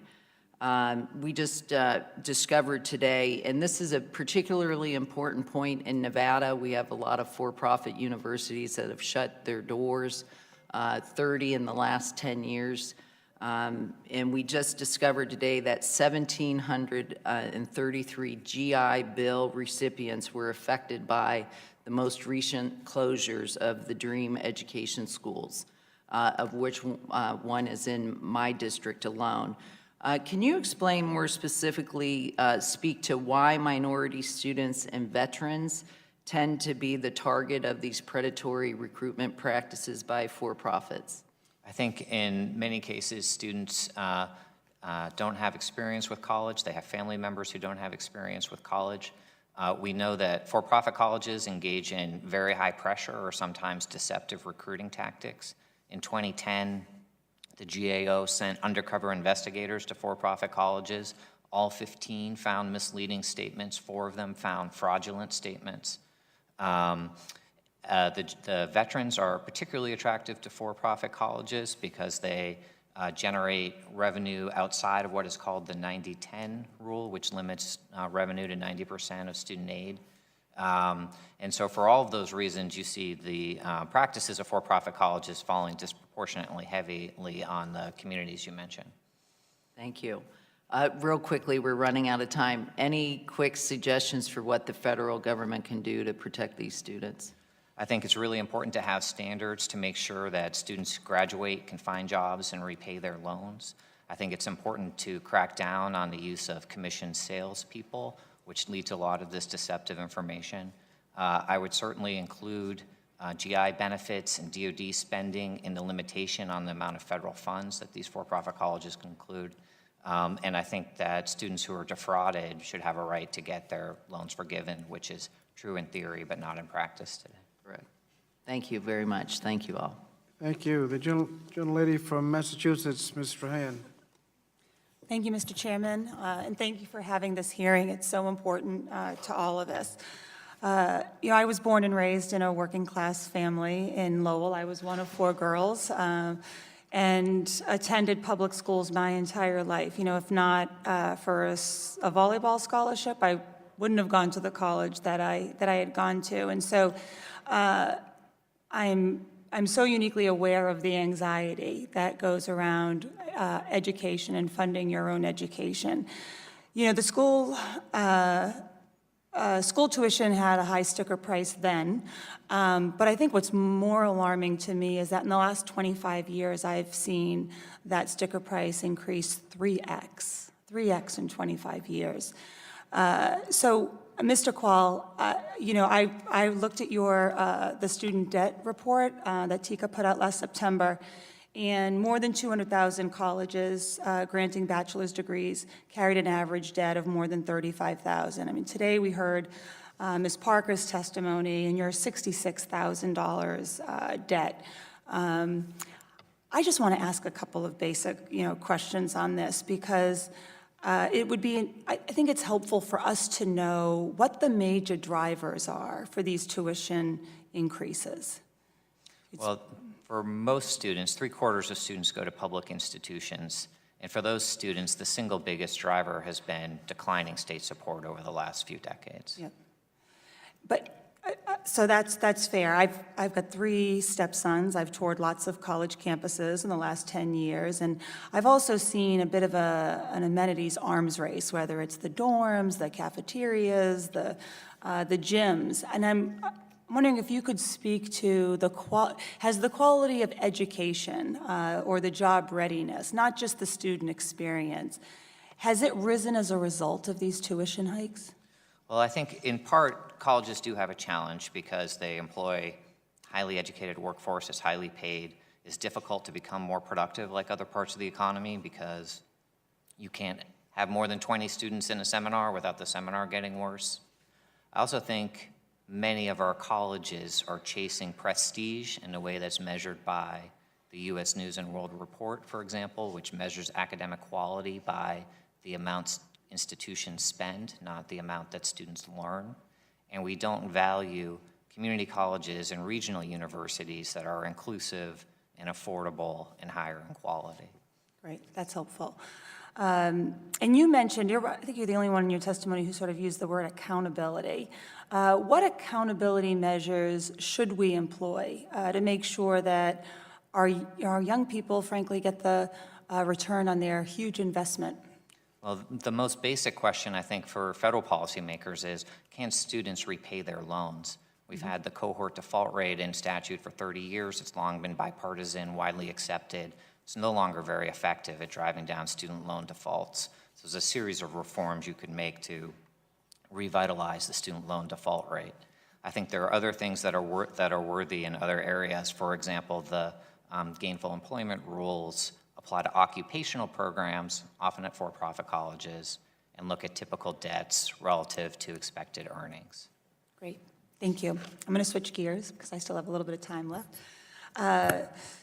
So we heard from Ms. Parker's testimony that far too many students and their children, like Journey, are going hungry while you're nobly trying to learn and get ahead. The help they need isn't reaching them. The GAO recently found that of the 3.3 million students, and I think this was referenced earlier, who were potentially eligible for SNAP benefits in 2016, less than half said they participated. So Chancellor Morrison-Shetler, I'm wondering if you could help with your experience. Is student hunger an issue you see at Western Carolina? And if so, what are your recommendations for helping students? Student hunger is definitely something that we're seeing in, I think, all of our institutions. It is a big issue, and it's something that we at Western and across the system are really, really conscious of, making sure that students get to the resources that they need to be able to be successful. Western Carolina University, we've collaborated with the Baptist Children's Home to create a food bank and resources for students who are homeless, who have issues, and they are referred through sometimes by faculty, by staff, but we really got to get the information out to people about the resources that they have available to them, as Ms. Parker has mentioned. And I think communication is the big issue. We've got to get that information out, and it has to be done in a way that's compassionate and respectful for the person who's being affected, because that is one area where if people don't feel like they're being valued or respected, they'll just leave, and so retention will become an issue. Great. Thank you. I've run out of time, so I yield back, but thank you all so much for being here today. Your ladies' time has expired. Gentlelady from Washington, Ms. Jayapal. Thank you, Mr. Chairman, and thank you for holding these important hearings. Thank you to the panel for being here. This has been an issue that's been important to me for some years, and I think that, if I'm not mistaken, Dr. Call, when you were with the Obama administration and I was writing my bill in the state Senate for the Washington Promise Act, I believe we worked with you, so thank you for your help back then. And we did just in Seattle, we have one of the best community college systems in the country. We did just in Seattle add a 13th year to sort of the K-12 continuum, and so we're excited to see how that goes. In Washington State, just to echo some of the comments of my colleague that just spoke, we went from the state covering 66% of the cost of college, public universities in 2008, to now covering only 35%. And we're in a very high, very unaffordable, let's put it that way, area in terms of our living costs. So the challenges for students are tremendous, and I want to congratulate you, Ms. Parker, and all of the students across our country who go through such challenges. Let me start with you, Chancellor, and thank you so much for your work on the North Carolina Promise program. I wanted to ask if you could zero in a little bit on what you have found around college accessibility and income diversity of your students in particular. Any specific reflections on that connection? The metrics that the UNC system have put forward to us as a result of just affordability and access across the system, but then also including NC Promise, is really to focus on making sure that low-income students, first-generation students, have access to a high-quality, affordable degree. And as a result, the NC Promise system chose 3 institutions that allow students less than 150 miles travel to get to a college where they can get a 4-year degree, which means that you're basically supporting your community. And that's really, really important. And so people coming to Western and to Pembroke and to Elizabeth City are people who want to have a high-quality education, wouldn't normally have been able to afford it, but with NC Promise, that has allowed them to do that. So we are seeing increases in retention and time to graduation, even in the fact that we've just been at this for a short period of time. But we're seeing particularly student retention because they're not having the financial impact that they would have otherwise. That's perfect, because my next question was going to be around, sometimes we separate cost and affordability from completion. And in my experience, and the students I've spoken to, and I've talked to tens of thousands now across Washington State, there's a very direct connection, because if you don't have the aid, if you have to go out and have a second job or a third job, if you can't afford your textbooks or a computer now, because everything's, it really affects your ability to complete. And so can you speak to that? I know it's early, but can you speak to that, and perhaps any of the other panelists that might want to comment on that relationship, because they're so often separated. What comments do you have around that, completion? And NC Promise is a first dollar program, and so students know exactly how much it's going to cost with their tuition and their fees, room and board, etc. And so that knowledge allows planning, that knowledge allows seeking other resources to complete that cost of attendance, and that is something that I would love to see as having a simpler process, a more transparent process, something that first-generation students or low-income students can have access to and be successful at. That would be a huge game changer for the people and the students that you're talking about. well, and actually, I just want to say before asking if any of you have comments on that, that I actually have championed a proposal to invest in a federal-state partnership to make public college both 4-year and 2-year tuition and fee-free for everybody. And under the plan, the federal government would cover 2/3 of the cost of eliminating tuition and fees, and the states would cover 1/3. And I believe that actually that's a really important cornerstone of higher education reauthorization. But you look like you were going to say something, Dr. Weber. Yes, I was just going to say that I think you hit the nail right on the head with respect to affordability and completion, that on average, a college degree pays off in spades. And this is true for the vast majority of people. But risk is really the important thing here, that downside risk. The people who are in the single worst position are those who do not complete. And for them, Right. college is not affordable. Exactly. Dr. Quall, I just have a couple seconds here. Just to add, we have this idea of college students as being upper middle class, temporarily eating Taco Bell, and the reality of their lives today are really very different. And we need to think about costs of supporting children, other family members, emergency expenses. There's a whole range of costs that get in the way of completion that we don't deal with. Thank you so much. I yield back. Thank you. I recognize myself for a couple of questions. I see the votes have been called. Mr. Quall, you mentioned the problems with the public service loan forgiveness, that it's good in theory, but is problematic in reality. Is the problem legislative or administrative? Both. I think it would help to simplify the types of repayment plans that are eligible for public service loan forgiveness.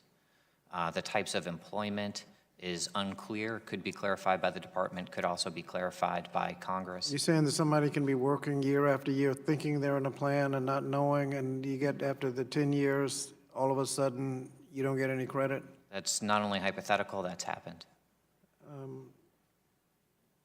And is that legislative or administrative? There is a mess. In many cases, the department has given inaccurate, or its contractors have, inaccurate information to students. But I think there is an opportunity for Congress to fix it. Are you talking about a problem with servicers? Yes.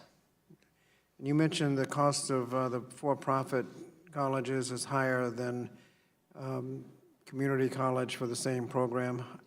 How much higher? Is it close? It's many times higher. Many times? Like 3, 4, 5 times? 3, 4, or 5 times is a fair estimate. Ms. Morrison, you talked about the North Carolina Promise, and you also mentioned a significant improvement in graduation rates in several colleges. How much did the financial assistance contribute to the increased graduation rate? We are early on in the NC Promise, and so our 6-year graduation rate at Western over the last 6 years has gone from 50% to 60%.